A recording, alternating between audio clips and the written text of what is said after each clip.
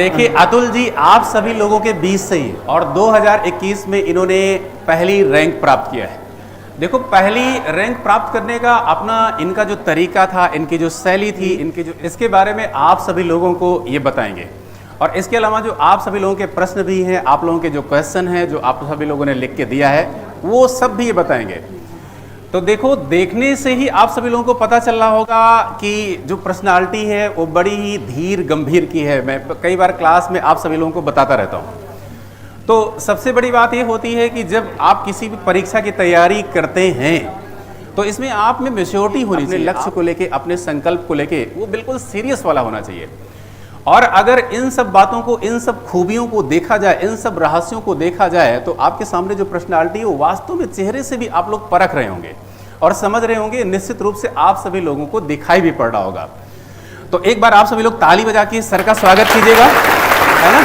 और अब आप सभी लोगों के बीच में जीएस वर्ड संस्थान प्रयागराज शाखा के मैनेजर मनोज जी अतुल जी को बुके देकर सम्मानित करेंगे।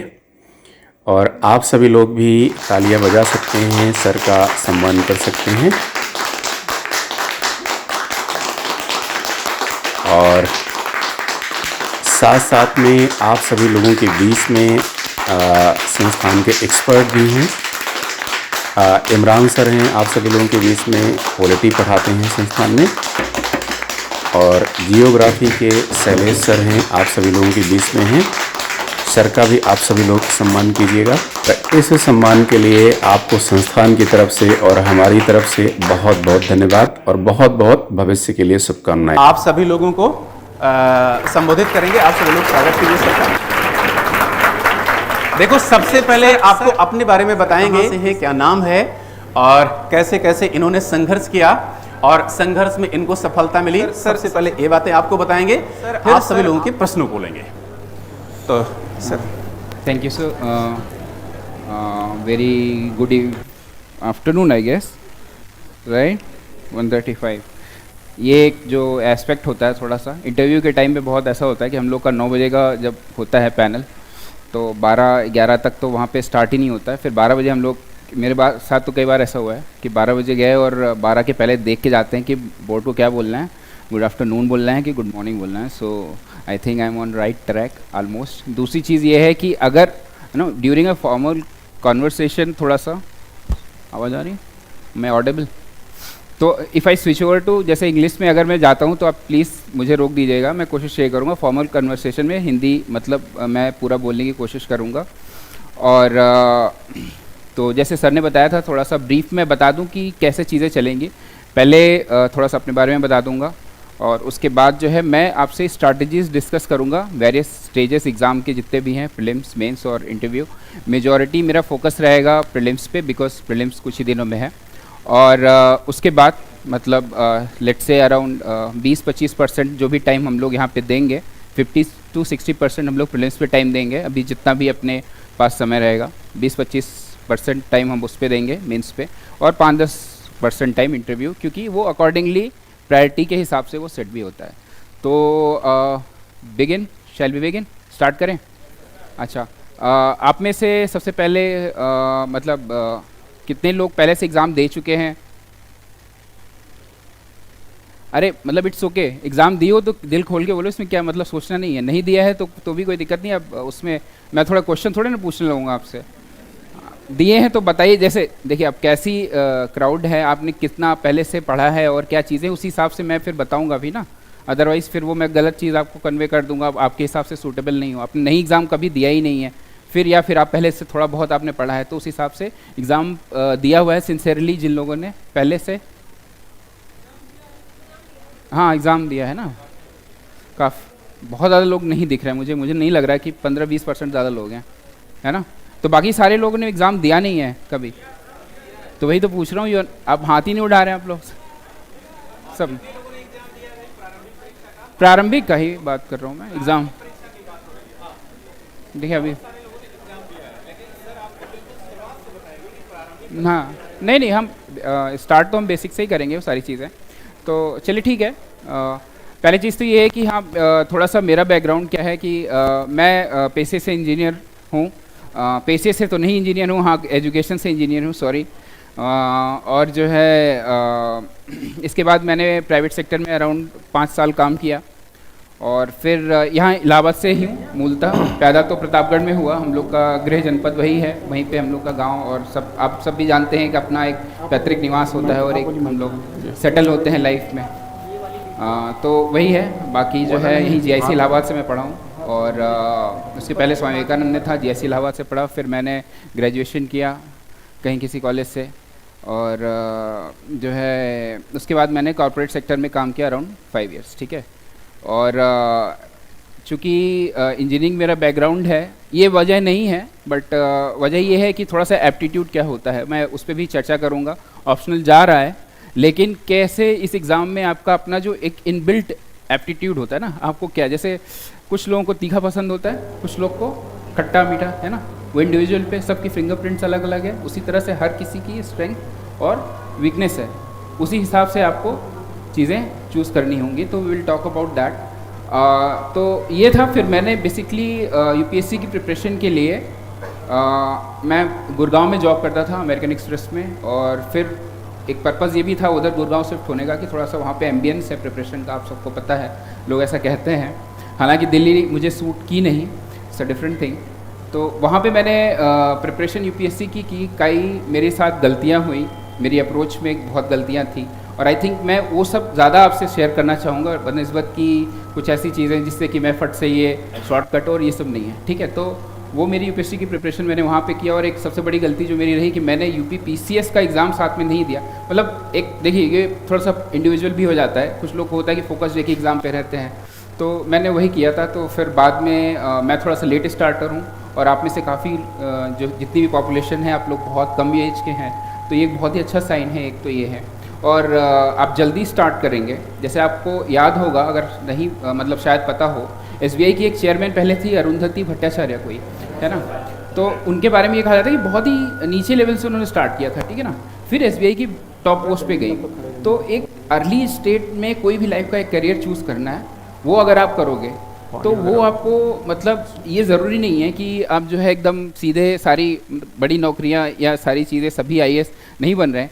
I wish all of you get into IAS in due course of time, लेकिन एक जैसे होता है ना कि प्रैक्टिकल भी चीज़ें होती हैं, आप जल्दी स्टार्ट करोगे, आप पीसीएस में भी सिलेक्ट होते हैं, किसी भी ऐसे जॉब में भी सिलेक्ट होते हो, तो यू हैव इनफ टाइम कि आप अपने कैरियर को प्रोग्रेस कर सकते हो, और आप मोर और लेस वहीं पहुंच जाओगे, ठीक है। तो एक जल्दी प्रिपरेशन स्टार्ट करना एक चीज़ ये है।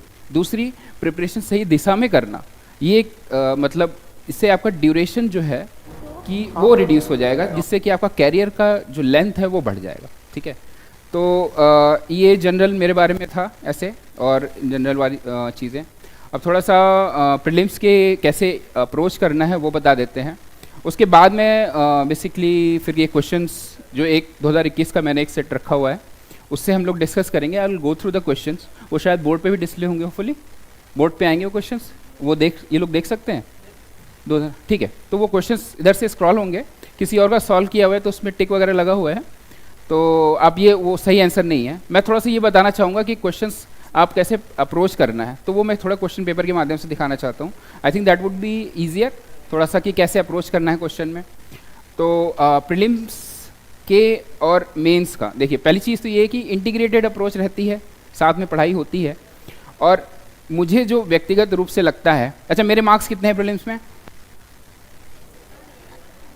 मेरे मार्क्स नहीं पता है आप लोगों को? कितने? 88? अच्छा नहीं पता है। एनीवे मेरे मार्क्स जो है प्रीलिम्स में बहुत ज़्यादा नहीं है, ठीक है। तो इसलिए और आपको मुझे ज़्यादा सुनना चाहिए कि क्यों, क्या गलती होती है, ठीक है। और 2019 में मैंने एसीएफ का भी कट ऑफ क्लियर किया था, तो उस समय मेरे मार्क्स अच्छे थे, ठीक है। 19 और 20 में मेरा प्रीलिम्स नहीं हुआ था, ठीक है। 21 में मेरा प्रीलिम्स मार्जिन से क्लियर हुआ, ठीक है। तो पॉइंट ये है कि अप्रोच कैसे एक प्रीलिम्स को करना है। पहली चीज़ तो ये जो बेसिक बुक्स होती हैं वो आपको पता होंगी। बुक्स की लिस्ट मोस्टली पता है या फिर वो भी बतानी है? जल्दी से बता, चलिए ठीक है। तो पहले ये है आपका, उसमें देखिए 4 बेसिक पिलर, 4 से 5 होते हैं। उसको आपको ऐसे करना है कि वो ऐसा है कि कैसे कभी भी पेपर आ जाए वो अगर आपका स्ट्रांग है वो बदलता नहीं है, वो एकदम स्टैटिक सा रहता है, और वो अगर आपका स्ट्रांग है तो आप बाकी लोगों से हमेशा आप बेटर करेंगे।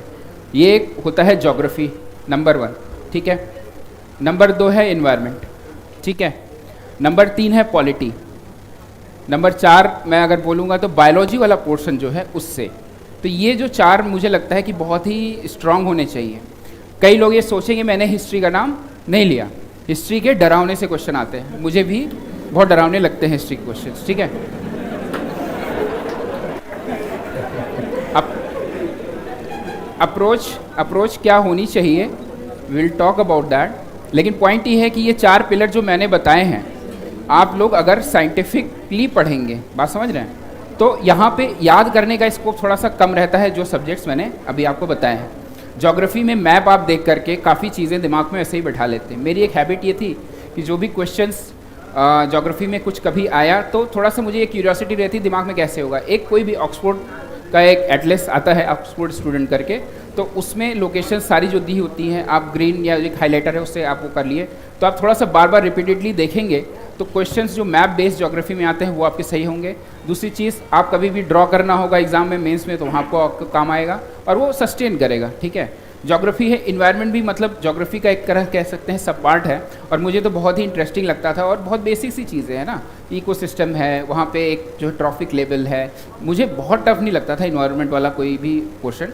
लेकिन एक अप्रोच ये है चूँकि साइंटिफिक है तो इट विल बी ईजी अगर आप थोड़ा सा उसी अप्रोच से पढ़ें। याद करने वाले दिमाग से देखिए मैंने नहीं पढ़ा है, मेरा फैक्ट उतना स्ट्रांग नहीं है वेरी ऑनेस्टली, और इसीलिए मुझे ये लगता है कि बहुत ऐसे लोग होंगे जिनको फैक्ट्स बहुत अच्छा नहीं याद होता होगा, I am one of them. तो अगर ऐसी आपकी अप्रोच है तो, या मतलब ऐसा अगर आपको फील होता है आपके साथ भी ऐसी दिक्कत है, तो उसमें कुछ चीज़ें करनी है। जो बुक्स हैं पहले वो बता देता हूँ। तो एक ज्योग्राफी के लिए देखिए, मैं तो मृणाल के वीडियोस, मृणाल सर के उसमें जो है रस्तानिल मैम का वीडियोस था, मैंने उससे पढ़ा हुआ था, ठीक है। और इसके बाद एनसीईआरटीज़ की बुक देखिए, एनसीईआरटीज़ मुझे बहुत समझ में नहीं आती थी वेरी ऑनेस्टली, क्योंकि वो उन्होंने टच करके चीज़ें उन्होंने बस स्किप की हुई हैं, ठीक है। 11th की फंडामेंटल ज्योग्राफी की एक है ना, फिजिकल ज्योग्राफी करके एक है नई वाली एनसीईआरटी, मुझे नहीं समझ में आती थी वेरी ऑनेस्टली। मैंने रस्तानिल मैम के वीडियो से देखा हुआ था, तो वो बहुत ही लूसिड उन्होंने सिंपली से पढ़ाया हुआ है। और इसके अलावा जो है आपका ज्योग्राफी के बाद फिर पॉलिटी के लिए लक्ष्मीकांत सभी को पता है, और इन्वायरमेंट के लिए शंकरायस की बुक मैंने देखी थी, आप कोई भी और देख सकते हैं। देखिए जो बेसिक चीज़ें इतने हाई फाई वो पूछता नहीं, शंकरायस काफ़ी बल्की है, और अब तो और उन्होंने वो कर दिया है अपग्रेड, लेकिन अगर पढ़ सकें तो अच्छा है। जो सोर्सेज मैं बता रहा हूँ वो यूपीएससी में भी पूरी तरह से काम आएंगे, तो आपका दोनों जगह कवर हो जाएगा, इस हिसाब से आप अप्रोच कर सकते हैं।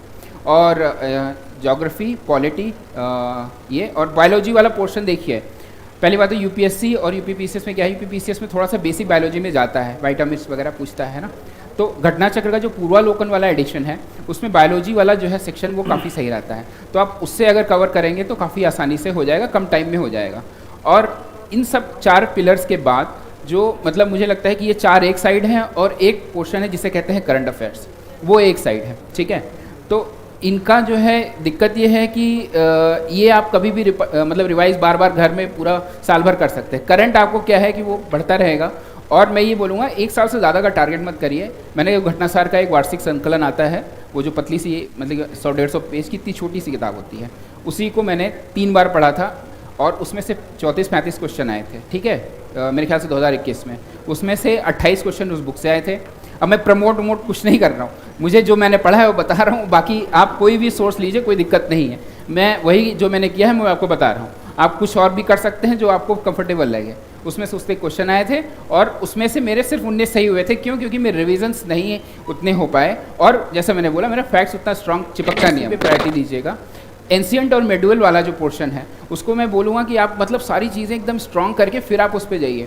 मेरी अप्रोच में क्या गलती थी कि जो भी क्वेश्चंस मैं करता था पहले मुझे ये लगता था कि ये टफ पोर्शंस है, कल्चर, आर्ट एंड कल्चर हुआ, एंशिएंट मॉडर्न और ये सारे एंशिएंट और मेडुअल, तो मैं ये टफ टॉपिक्स को पहले करता था और इनका आउटपुट जो है वो अच्छा नहीं होता था, है ना, कॉस्ट बेनिफिट बोलते हैं, तो वो उतना अच्छा नहीं था। तो आई थिंक ये एक आप अप्रोच आपकी होनी चाहिए जो बहुत ही कोर और ईजी चीज़ें हैं। जैसे मैं बोलूँगा, जैसे वही बताया था, पॉलिटी, ज्योग्राफी और ये सारी चीज़ें, ये मुझे लगता है ईजी है और मतलब आसानी से समझ में आती होंगी मेजॉरिटी लोगों को, तो उस पर आपको ज़्यादा टाइम देना है। तो उन चीज़ों को आप किए रहेंगे तो उसके बाद फिर ये आर्ट एंड कल्चर, हिस्ट्री में ये सारे पोर्शंस पे आप जाइएगा, करंट के लिए भी मैंने बता दिया, और इसके अलावा मेरे ख्याल से और तो मेजॉरिटी अब ये उत्तर प्रदेश स्पेशल और ये सब सारी यार बहुत सी बुक्स आती हैं, घटनाचक्र घटनासार जो भी आपको देखना है वो सब में करंट में ही जो है कुछ वो मिक्स करके देते हैं, स्टैटिक वगैरह क्वेश्चन भी वो आप उससे देख सकते हैं। ये आपका इस तरह से आपको अप्रोच करना है बुक्स पढ़ने के लिए। इन्हीं बुक्स को 2-3 बार रिवाइज करिए, कम से कम 3-4 का जो पूर्वावलोकन वाला एडिशन आता है उसमें उन्होंने मेरे ख्याल से 25-30 साल के सारे एग्जाम के टेस्ट पेपर सॉल्व कर रखे हैं, ठीक है। तो जब आप इतना कर लेंगे ना 3 इटरेशन बेसिक बुक का, तो उनके क्वेश्चंस वो एग्जाम में आए हुए क्वेश्चन से वो आपको बहुत जल्दी होंगे, क्योंकि मैंने पूरे घटना चक्र का जो पूर्वावलोकन है 1 महीने में 5-6 वॉल्यूम्स का 2-3 इटरेशन कर लिया था। क्यों? क्योंकि मैंने पहले भी बहुत ज़्यादा पढ़ा हुआ था, तो मुझे टाइम नहीं लगा उस चीज़ों में, क्वेश्चन ज़्यादातर पता थे, जो नहीं पता थे वो मैंने फिर जल्दी कर लिया, और इटरेशन मतलब रिवीजन भी हो गया कई बार। तो ये कितना करने के बाद आपका जो थ्योरी वाला पोर्शन, आपका नॉलेज वाला पोर्शन है वो एकदम कवर हो जाएगा, आपको ये इशू नहीं आएगा। इन सब के साथ जो है सबसे इंपॉर्टेंट है प्रीवियस के क्वेश्चन पेपर्स, यूपी पीसीएस और यूपीएससी दोनों में ही। तो प्रीवियस ईयर के क्वेश्चन पेपर एटलीस्ट देखिए, अगर आपके पास टाइम है, जैसे अभी है तो मैं बोलूँगा 10 साल तो एटलीस्ट देखिए, 2011-12 से लेकर के 22 तक का डेट डालिए। और जैसे किसी का 1-8 महीना ही बचा है तो मैं कहूँगा कम से कम 4-5 साल तो जरूर ही एकदम क्वेश्चन उसको रट करके जाइए, क्या पूछा हुआ है क्या नहीं पूछा हुआ है, तो वो क्वेश्चन उसी के अराउंड बनते हैं। दूसरा, आपको पॉलिटी वगैरह में रिपीट होते हैं। दूसरे, आपको जो है एक दिशा रहेगी कि यार ऐसे इररेलेवेंट चीज़ें आप कहीं से पढ़ रहे होंगे तो ये तो कभी पूछा ही नहीं गया, तो मैं क्यों पढ़ रहा हूँ, है ना। तो एक मिनिमाइज जो मैंने बोला ना कि आपको जो है कैरियर पाथ जल्दी चूज़ करने के साथ साथ कम समय में प्रिपरेशन आपको अपनी रिड्यूस करनी है, आपको कम समय सेलेक्ट होना है। तो ये जो क्वेश्चन पेपर है उसके आए हुए क्वेश्चंस बहुत ज़्यादा इंपॉर्टेंट होते हैं। इतना कर लेने के बाद फिर जो है आप जो है, अगर और टाइम बचे तो आप टेस्ट सीरीज़ कोई भी आप देख सकते हैं, जैसे जीएस वर्ल्ड का भी बढ़िया है टेस्ट सीरीज़, कोई मतलब नाम तो मैं क्या बोलूँ, आप जो भी आपको उचित लगे, लेकिन हाँ ये टेस्ट सीरीज़ आप अपना देखिए, उससे क्वेश्चंस करिए। जब यूपीएससी के लिए खासतौर से मैं ये बता रहा हूँ कि मैंने प्रीलिम्स में बहुत स्ट्रगल किया हुआ है पहले, तो मेरा 2 बार में प्रीलिम्स नहीं हुआ, उसके बाद फिर मेरा आईएफएस में प्रीलिम्स निकला था। उस समय 105 कट ऑफ थी 200 में, 2017 की बात बता रहा हूँ, और मेरे 126.67 मार्क्स थे, ठीक है। तो मैंने मतलब एक चीज़ पकड़ ली थी इसमें कि करना क्या है, वो ये है कि आपको टेस्ट पेपर बहुत ज़्यादा करने हैं। लेकिन ये क्या है, जो बुक्स मैंने बताई है ना, ये नहीं है कि आपने एक बार पढ़ा और टेस्ट पेपर करने चले गए, फिर आपके गलत होंगे, फिर आप बोलेंगे, फिर आप तुक्का लगाएंगे। एजुकेटेड गेस और तुक्का में एक अंतर होता है, ठीक है। और जब आप कई बार बुक्स पढ़े होंगे तो आप ऑप्शंस पे जाएंगे तो आपको देख के ये लगेगा कि ये पर्टिकुलर ऑप्शन शायद सही है, ठीक है। क्यों? वो आपको ऐसे कोई हवा में नहीं आ रहा है, कहीं से आपने बैक ऑफ द माइंड कहीं से या तो पढ़ा है, कहीं आपने देखा है। वो चीज़ें तब होगी जब आपका एक थॉरो स्टडी पहले से हुई होगी। तो उसके बाद उस चीज़ को क्या कहते हैं ना, सीमेंट करना, इस अप्रोच को सीमेंट करना, और उसका बेस्ट यही होता है टेस्ट पेपर आपको ज़्यादा से ज़्यादा लगाने हैं। आईएफएस का अगर प्रीलिम्स आपको क्लियर करना है तो उसके लिए बेस्ट यही होता है टेस्ट पेपर ज़्यादा से ज़्यादा, और साथ ही यूपीएससी के लास्ट के 15-10 साल के क्वेश्चन पेपर्स आप पूरे अच्छे से लगाइए। सेम अप्रोच यूपी पीसीएस में देखिए, कोई भी कॉम्पिटिटिव एग्जाम हो उस सब में एक ही चीज़ होती है, जो प्रीवियस ईयर के क्वेश्चन पेपर आते हैं वो मतलब सबसे इजी टारगेट होता है और सबसे ज़्यादा उसको अवॉइड किया जाता है। पॉइंट ये है, अगर आप उसको सबसे पहले प्रायोरिटी, अपनी बुक्स आप पढ़िए, साथ में उसको देखते रहिए, और बाद में बार बार आप उसको देखिए एक्चुअली में क्या पूछा गया है। जो मतलब लोग कम टाइम में निकल जाते हैं ना सिलेक्शन लेके, उनके साथ यही होता है कि वो उस पाथ से डेविएट नहीं होते हैं। अभी आप क्या होगा कि ये सब सुनेंगे आप कुछ दिन तक, 4-5 दिन, महीने, 1.5 महीने, 2 महीने, मेजॉरिटी के साथ ये होगा, वो फिर एक्सप्लोर करना शुरू करेंगे, यार इस बुक से तो समझ में आ नहीं रहा है, let me try something new, शायद उस बुक से समझ में आए। तो ये करने की बजाय जो भी आपके टेस्ट पेपर्स आप कर रहे हो या जो क्वेश्चन पेपर्स पहले से आए हुए एग्जाम्स में, है ना, उन क्वेश्चंस को अगर आप देखते हैं कि उसके हिसाब से आप प्रिपरेशन अपनी अप्रोच करेंगे तो that would be very time reducing, बहुत कम समय में आपकी चीज़ें हो जाएंगी और आपका स्कोर भी हाई आएगा। अच्छा, अब इसमें जो है अभी क्वेश्चन पेपर हम लोग लेंगे, उसके मतलब उसके बाद हम लोग मेंस का डिस्कस करें या फिर पहले प्रीलिम्स का क्वेश्चन ले लिया जाएगा सर, बच्चों के क्वेश्चन है इधर, है ना? अच्छा, हाँ, बाद में ले लेंगे। अच्छा ठीक है। मैं क्या करता हूँ कि मैं आपको प्रीलिम्स के बाद सर मेंस का और इंटरव्यू का बता देता हूँ, फिर we will go through the questions, ठीक है। लास्ट में विल हैव योर क्वेश्चंस, आपने जो क्वेश्चन पूछे वो लास्ट में रख लेंगे, ठीक है। इन बिटवीन आपको कुछ नए भी आएंगे क्वेश्चंस, तो you can edit on here, right. तो प्रीलिम्स में मोस्टली यही है। हाँ, प्रीलिम्स में जो सबसे इम्पॉर्टेंट चीज़ है जो यूपीएससी में भी काम करती है, यूपीएससी में मेरे लिए ज़्यादा वर्क किया, यूपी पीसीएस में उतना वर्क नहीं किया, दैट्स व्हाई आई सेड कि 20 में मेरा प्रीलिम्स नहीं हुआ, 21 में मैं मार्जिन से क्लियर हुआ, 19 में मेरा जो है एसीएफ का भी कट ऑफ क्लियर हुआ, तो वहाँ पे मेरा अच्छा परफॉर्मेंस हुआ। क्या फ़र्क पड़ता है यूपीएससी और यूपी पीसीएस में? देखिए, यूपी पीसीएस में थोड़े से फैक्चुअल क्वेश्चंस, थोड़े नहीं, थोड़ा इज़ वेरी सब्जेक्टिव वर्ड, बहुत ज़्यादा मात्रा में जो है फैक्चुअल क्वेश्चंस आएंगे, ठीक है। तो फैक्चुअल क्वेश्चंस में आपके जो आर्ट ऑफ गेसिंग है दैट वो जो है पूरा वर्क नहीं करती है, ठीक है, लेकिन स्टिल इट वर्क्स।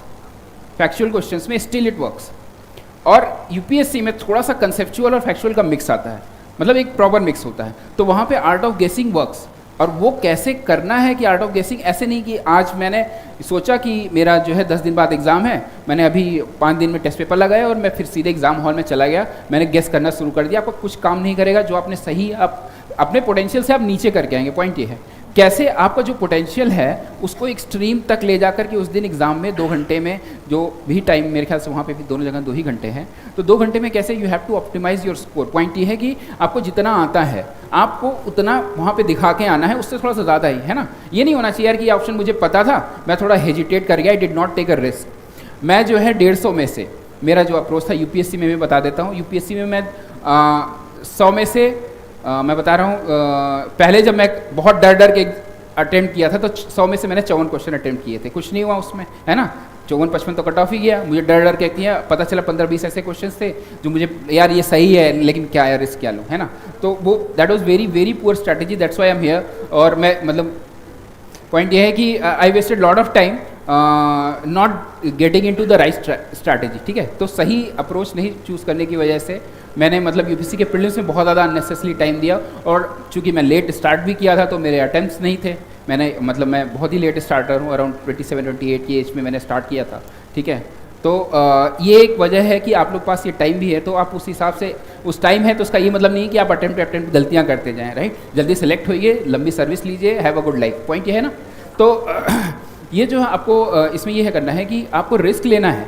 रिस्क कैसे है, जैसे एक क्या होता है सर्कस में कभी देखा होगा, एक वो जो आग का गोला होता है उसमें से गुजरते हैं लोग, या एक पतली सी रस्सी पे चलते हैं लोग, या फिर जो आपके ओलंपिक्स वाले प्रैक्टिस कैसे करते हैं, एक छोटी सी चीज़ का 4 साल एकदम प्रैक्टिस करते हैं, है ना।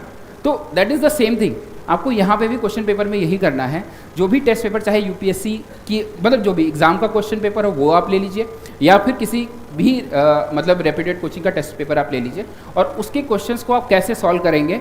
10 मतलब आपने जो मैं अज्यूम कर रहा हूँ जो मैंने बताया 3-4 साल के आपके 3-4 इटरेशन आपने जो बेसिक बुक्स मैंने बता रखी है उसको आपने कई बार पढ़ रखा है, ठीक है।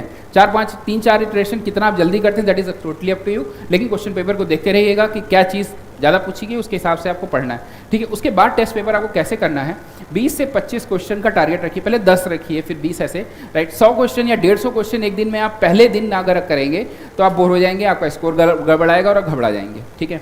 सेम मेंस में भी यही करना है, ठीक है। मेंस में आपको एक दिन में बैठ के 20 क्वेश्चन 3 घंटे में नहीं हो पाता है।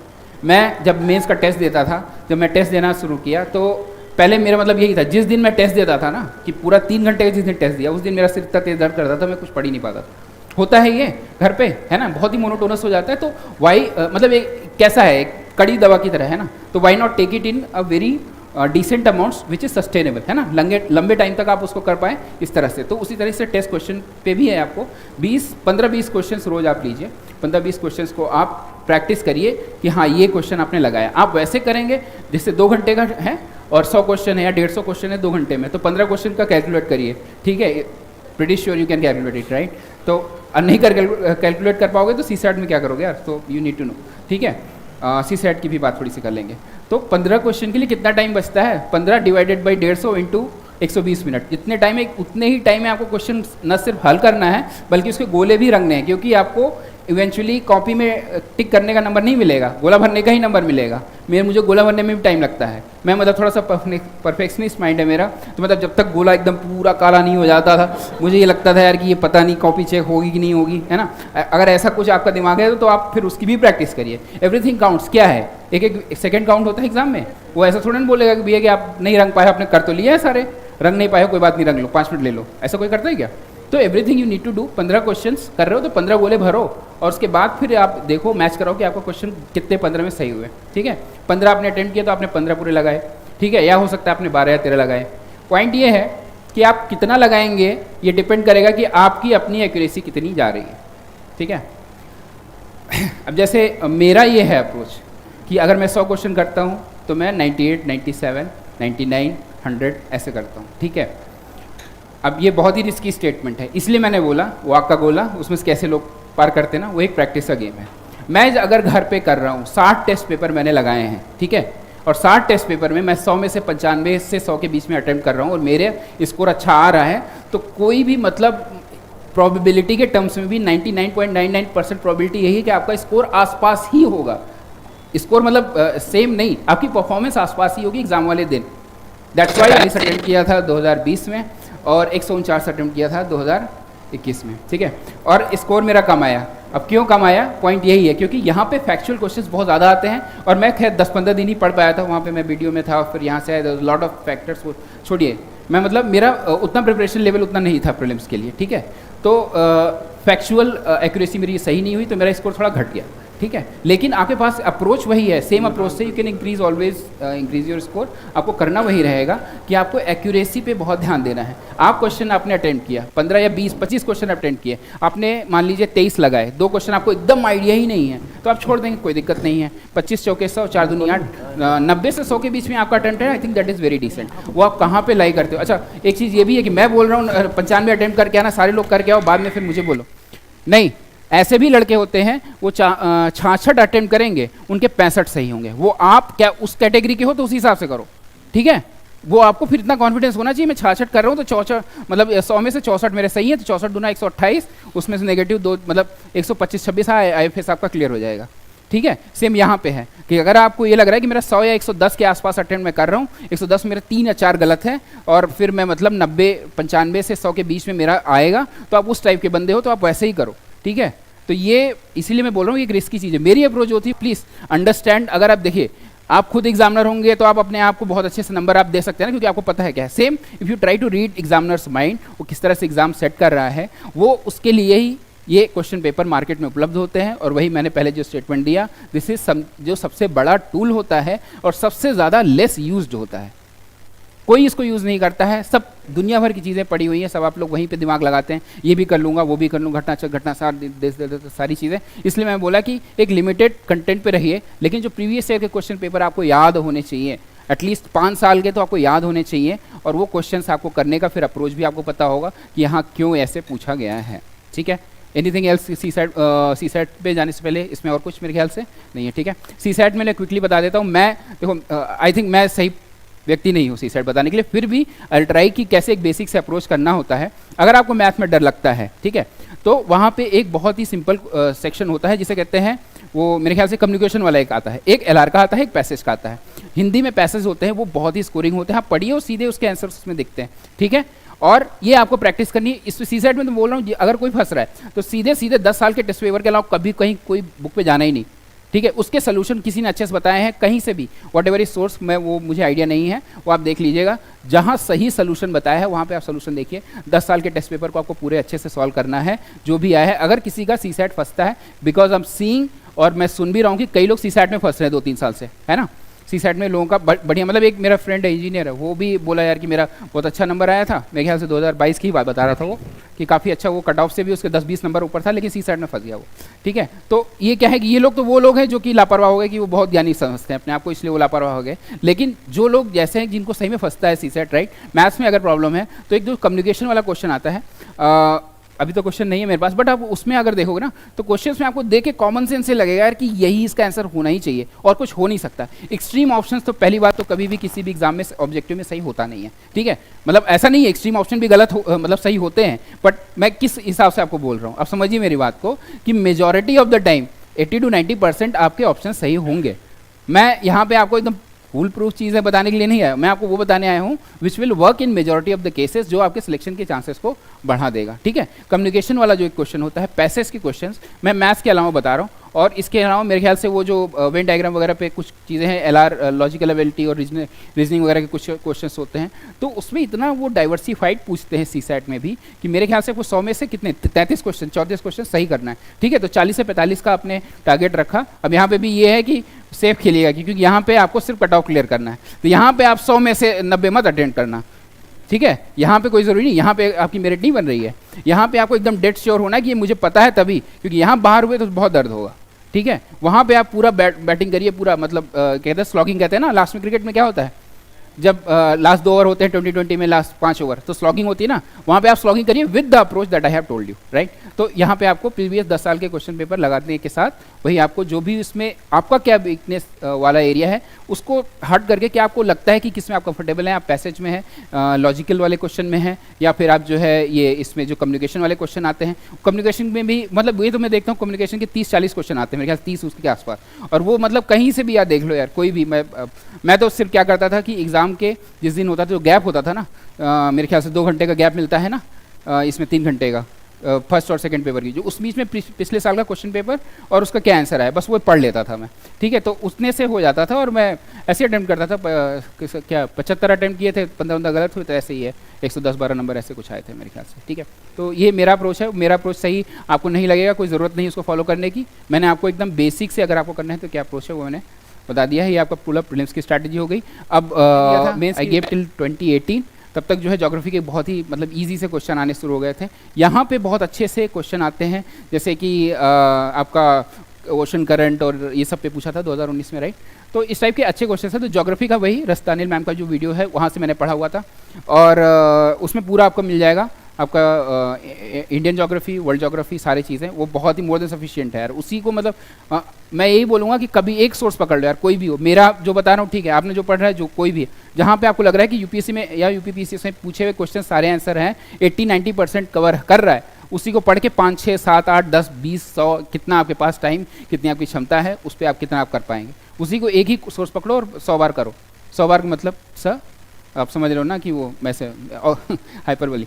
तो पॉइंट ये है कि जितनी आपके समय और जितना आपका वो है रिसोर्सेज उपलब्ध हैं, उस हिसाब से मल्टीपल रिवीजन करिए एक ही सोर्स पकड़ के ज्योग्राफी। और उसके बाद सोसाइटी वाला क्वेश्चन थोड़ा कॉमन सेंस से चलता है, और उसमें ये है कि आपको लिखने का थोड़ा सा टर्म्स पता होना चाहिए, ठीक है। अर्बनाइजेशन है, विमेन एम्पावरमेंट है। जब आप जीएस का पूरा सिलेबस पढ़ेंगे तो ये बहुत ही जनरल टॉपिक्स में आता है, बट इसका ये मतलब नहीं कि यू कैन इग्नोर इट, ठीक है। अर्बनाइजेशन या यहाँ पे यूपी में क्या इशू है पॉपुलेशन का, ये सारी चीज़ें, कुछ फैक्ट्स और डेटा, ये सब आपको डालना होता है। सोसाइटी के लिए इंडियन सोसाइटी की एनसीईआरटी की बुक होती है, मैंने नहीं पढ़ा है, मैंने कॉमन सेंस से आंसर लिखे हैं, और जो करंट में चीज़ें हैं उससे वैल्यू ऐड करिए, ठीक है।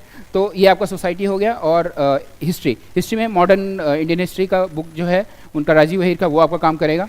और वर्ल्ड हिस्ट्री में बहुत टाइम नहीं देना है, बहुत ही ज़्यादा मतलब वास्ट है, अगर आप चलने जाएंगे। या फिर बेस्ट ये है अर्जुन देव की 9th की एनसीईआरटी जो है पुरानी वाली, वो मिल जाएगी, I am pretty sure you will find it. तो वहाँ से आप हिंदी मीडियम वालों के लिए जो घटना चक्र का 6 वॉल्यूम आता है लास्ट में, ठीक है, वो 6 वॉल्यूम में उन्होंने पूरा दिया हुआ है, सारे सिलेबस को बांट रखा है, इंक्लूडिंग करंट्स एंड जो है स्टैटिक पोर्शन। तो उसमें उन्होंने एग्जाम्पल के साथ, डायग्राम के साथ बनाया हुआ है सारी चीज़ें। तो पहले जो अभी 21 या 22 का एग्जाम होगा वो वाला लेकर के अभी तैयार कर लो सारी चीज़ें, और जब 23 का जब एग्ज़ाम होगा तो फिर जब वो 3 महीने का टाइम होगा तो नया आएगा, तो नए वाले में वैल्यू एडेड कर लो। समझ रहे हो आप बात को? क्योंकि जब वो नए 23 का आप वेट करोगे ना, तो फिर आपको ये होगा कि यार फिर टाइम ही नहीं मिलेगा, उतने में आप क्या क्या करोगे, ऑप्शनल अगर नहीं हटा तो ऑप्शनल भी पढ़ना पड़ेगा। चलिए ऑप्शन मान लीजिए हट भी गया तो भी आपके पास समय बच जाएगा। अभी जो है 21 या 22 का कहीं से अरेंज कर लो, let's try to find out कहीं अगर मिले, ठीक है। जो मेंस का 6 वॉल्यूम में आता है ना हिंदी में और इंग्लिश में, ब्रिटिश श्योर आपको पता होगा ये मैं क्या कह रहा हूँ, राइट है ना। तो वो वाला लेकर के उसमें आप जो है सिलेबस उन्होंने पूरा कवर किया हुआ है, ठीक है। तो आईआर वाला क्वेश्चन करंट से आता है, जिसने एकदम बेसिक से जिसको शुरू करना है तो वो एनसीईआरटी कंटेम्प्रेरी वर्ल्ड पॉलिटिक्स है, तो बेसिक आपको वो जो है कोल्ड वॉर और ये सारी चीज़ें थोड़ा सा वो आइडिया लग जाएगा। वर्ल्ड हिस्ट्री भी पढ़ेंगे अगर आप till Soviet union collapse and all, तो वहाँ पे भी आपको आइडिया लग जाएगा कि थोड़ा सा 90s के टाइम पे क्या हुआ, बिकॉज सारी चीज़ का ओरिजिन कहाँ से हो रहा है, हिस्ट्री मेक्स प्रेजेंट, राइट। तो हिस्ट्री कैसे, वर्ल्ड हिस्ट्री कैसे हुई है, वही आज का आईआर है एक्चुअली में, एक मतलब वो उसी से निकल के आ रहा है, ठीक है। तो आपको हिस्ट्री में अगर नहीं पता होगा तो आपको फंसेगा वो मामला, जो मेरे साथ इशू हुआ था, तो that's why I am telling you. एक वो है, उसके अलावा फिर राजीव सीकरी की एक बुक है। देखिए मैंने कई जगह ये सारी चीज़ें बोली हुई, तो मैं थोड़ा तेज़ी से बोल रहा हूँ कि अननेसेसरी मैं टाइम वेस्ट ना करूँ बुक्स पे, राइट। मैं जो काम की चीज़ें हैं वो मतलब आप किसी भी जगह गूगल थोड़ा सा ये जहाँ पे मेरा कहीं इंटरव्यू पड़ा होगा तो आप उसमें देखिएगा, रिसोर्सेज सारे पड़े हुए हैं। नहीं चाहिए होगा तो मैं सर को मैं शेयर कर दूँगा बुक लिस्ट, तो आपको जल्दी से पता चल जाएगा। मैं इसलिए मैं स्किम थ्रू कर रहा हूँ कि आपको मेन चीज़ें बता सकूँ, राइट। तो ये IR वाला पोर्शन हो गया। जो थर्ड पेपर है उसमें पहले इकोनॉमी आता है, फिर साइंस टेक है, डिजास्टर मैनेजमेंट, एनवायरनमेंट और इंटरनल सिक्योरिटी, ठीक है। तो जो इकोनॉमी वाला पोर्शन है वो मैंने ब्रुनाल से किया हुआ था पहले, और उसके बाद जो है आपका साइंस एंड टेक करंट से आता है। साइंस एंड टेक के लिए कोई बुक कुछ नहीं पढ़ना है लंबी सी, इतना कुछ मतलब कॉस्ट बेनिफिट बहुत ही नेगेटिव होता है, यहाँ पे भी बेकार है। यूपीपीसीएस में, यूपीएससी में भी किसी वो पहले एक स्पेक्ट्रम की बड़ी मोटी सी साइंस एंड टेक की बुक आती थी, बहुत ही डरावनी। I have done lot of stupid and idiotic things, तो I want you to avoid all those things. Point ये है, मैंने ये सारी चीज़ें, बड़ी बड़ी चीज़ें देख के घबराना और ये सोचना यार। और सबसे पहले मैं साइंस टेक की बुक ही उठाता था, लक्ष्मीकांत मेरी कवर नहीं, मैं साइंस एंड टेक की बुक और आर्ट एंड कल्चर पे पढ़ता था। तो ये बहुत ही गलत अप्रोच है जो आपको नहीं करनी चाहिए। ये सारे ऐसे टॉपिक्स हैं, करंट जब आप पढ़ेंगे तो आपको कई चीज़ें खुद ही आप समझ जाएंगे। ये स्टेम सेल हो गया, या फिर अभी इंटेलेक्चुअल प्रॉपर्टी राइट से या डेटा से संबंधित, यही के अराउंड क्वेश्चन यूपीपीसीएस में भी पूछेगा, इसी के अराउंड क्वेश्चन यूपीएससी में पूछेगा। करंट साइंस एंड टेक के अराउंड ही आता है, कभी भी वो आपको आंत का स्ट्रक्चर और वो जो है अमाशय ऐसे होता है, ये बायोलॉजी में या फिर जो गुरुत्वाकर्षण के नियम, ये कहीं नहीं पूछा जाता है, ठीक है। तो मतलब ये एक बेसिक आपको आइडिया है, ठीक है, वो प्रीलिम्स तक रहेगा। आंसर मेंस में लिखने के लिए कभी ये सब नहीं आएगा, इसलिए do not waste your time वहाँ पे, और हमेशा आपको प्रायोरिटाइज करना है, ठीक है। फिर आपका डिजास्टर मैनेजमेंट, एनवायरनमेंट वाला पोर्शन है, ये मतलब किसी वही है जो घटना चक्र वाला है, ये लोग सारी चीज़ें कवर करते हैं, वहाँ से आप देख सकते हैं। कंटेंट उनका मतलब 5, 10, 15 पेज का होता है, बहुत जल्दी कवर हो जाएगा। इंटरनल सिक्योरिटी मैंने विजन के वैल्यू एडेड मटेरियल्स से आप देख सकते हो, क्योंकि मैंने वहाँ से किया हुआ था। अदरवाइज आप जो है ये जो घटना चक्र वाला है आप उससे देख सकते हो। अदरवाइज कोई और सर जो सोर्स बताएं ब्रिटिश श्योर, वो भी बहुत अच्छे होंगे, आप उसको भी, जो भी आपका कंफर्ट हो। एक ही मेरा पॉइंट है, आप जो भी सोर्स पकड़िए, आप उसके अलावा आप विरक्त मत होइए उससे, उसको ही पकड़े रहिए और उसी से करते रहिए, ठीक है। इथिक्स चौथा पेपर है। इथिक्स में एक चीज़ ये होती है आपको कि क्विकली जो भी की टर्म्स है, ठीक है। इथिक्स में देखिए क्वेश्चंस अगर आपको देखेगा तो उसका आंसर सबको पता होता है। जा रहे हैं आप इंटरव्यू देने यूपीएससी का, यूपीपीसीएस का इंटरव्यू, वही सेम क्वेश्चन हुआ, दोनों लोग पूछे हैं। तो यूपीएससी का इंटरव्यू देने जाने के स्टडी बात बता रहा हूँ। और जो है एक्सीडेंट हो गया, कोई महिला है उसका बच्चा है, आप क्या करेंगे ऐसे केस में? आपका इंटरव्यू छोड़ देंगे, बच्चे को छोड़ देंगे, वो उनके दादाजी को छोड़ देंगे मरते हुए, क्या करेंगे, है ना। इसका आंसर सबको पता है, क्या करेंगे? इंटरव्यू देने जाएंगे, सही करेंगे, बिल्कुल सही। ये नहीं कि हम इंटरव्यू छोड़ देंगे और हम दादाजी को हॉस्पिटल लेते चले जाएंगे, लेकिन ये भी नहीं करना है कि दादाजी को ध्यान नहीं देना है, वो मरे पड़े हुए हैं, ठीक है। आपको क्या है, एक बैलेंस्ड अप्रोच लिखना है। आपको ये करना है कि मैं मतलब जो है इंटरव्यू डेफिनेटली मेरी, देखिए अगर हम अपने लिए नहीं कर रहे हैं तो आप दूसरे के लिए क्या कर पाएंगे? अगर आप खुद ही गड्ढे में हैं तो दूसरों को निकाल पाएंगे क्या? तो ये तो आपकी प्रायोरिटी रहेगी, लेकिन वो आप इग्नोर नहीं करेंगे। आप ये लिखेंगे कि ये मेरे ऑप्शंस हैं कि पहले मैं उनको वहीं पे छोड़ दूंगा, दूसरा मैं सिर्फ इंटरव्यू चले जाऊंगा, तीसरा एक जो ऑप्शन होगा जो मिडिल पाथ होगा, वहाँ पे आपको ये कहना है कि मैं वहाँ पे आई विल मेक श्योर कि I will call N ambulance, जो 112 अपना जो है ऑल नंबर, वहाँ से मैं किसी को बुलाऊंगा, आई विल मेक श्योर कि समवन कम्स, और इन बिटवीन कि उनको असिस्टेंस जो भी पॉसिबल उस टाइम पे मेरे पास रिसोर्सेज और टाइम के हिसाब से उपलब्ध है, उतना करने के बाद मैं इंटरव्यू देने जाऊंगा। तो ये एक बैलेंस अप्रोच के साथ आपको आंसर करना है। दूसरी चीज़, इथिक्स में आपको ढेर सारे एग्जाम्पल्स देने हैं, रियल लाइफ के, अपने पर्सनल लाइफ के अच्छे अच्छे एग्जाम्पल्स। अब यहीं पे आंसर राइटिंग मैटर करती है कि आपने कितना ज़्यादा चीज़ें, देखिए आंसर लिखने जब आप जाएंगे तो अपने पर्सनल लाइफ से कुछ एग्जाम्पल आप याद आएगा, तो वो अच्छे से कैसे फ्रेम करना है ये आप लिखेंगे, और उसको जो है किसी को इवेलुएट कराएंगे या जो भी है, तो उससे आपको निखर के आएगा कि एक्चुअल में जब आप एग्जाम में जाएंगे तो आप किस तरीके से अप्रोच करेंगे, ठीक है।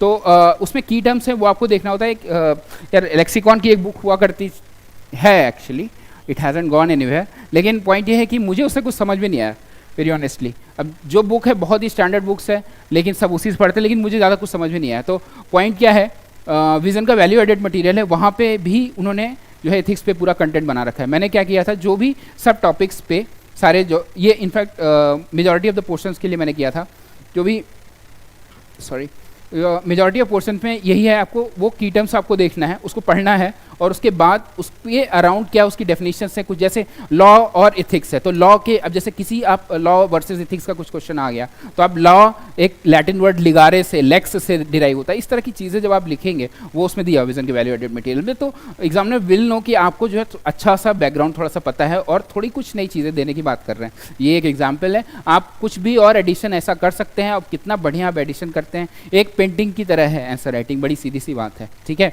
मैंने कहा एक गाँव का पिक्चर बनाइए, ठीक है, वहाँ पे एक है चरवाहा, मतलब चराने वाला है, और ये ऐसे महिलाएं काम करें, ये सारी चीज़ें। अब वो पेंटिंग जिसको जिसको दूंगा सब अलग अलग बनाएंगे, है ना, लेकिन कंटेंट सबका वही होगा कि मुझे गांव की एक पेंटिंग बनानी, उसी तरीके से है। और ये फ्लेक्सिबिलिटी ऐसे में ज़्यादा होती है, जीएस में थोड़ी सी कम होती है, बट स्टिल होती है। सबका आंसर राइटिंग अलग अलग होगा, लेकिन वही चीज़ है कि कितना कौन बढ़िया क्रिएटिविटी के साथ लिख लेता है, उसी को उस हिसाब से नंबर मिलते हैं। और सबसे जो देखिए प्रेजेंटेशन मैटर करता है, सीधी सी बात है। मेरी हिंदी की हैंडराइटिंग काफ़ी अच्छी है, मुझे पता है। मेरी इंग्लिश की हैंडराइटिंग उतनी अच्छी नहीं है जितनी हिंदी की है। जिसकी हैंडराइटिंग अच्छी होगी उसको प्लस होगा, एक एडवांटेज होगा, बता रहा हूँ। इसका ये मतलब नहीं कि आप कुछ भी लिख के आएंगे अच्छी हैंडराइटिंग, लेकिन ये मैं बता रहा हूँ ना, पॉइंट ये है कि अच्छा कंटेंट के बाद अच्छी हैंडराइटिंग विल हेल्प यू, पहली चीज़।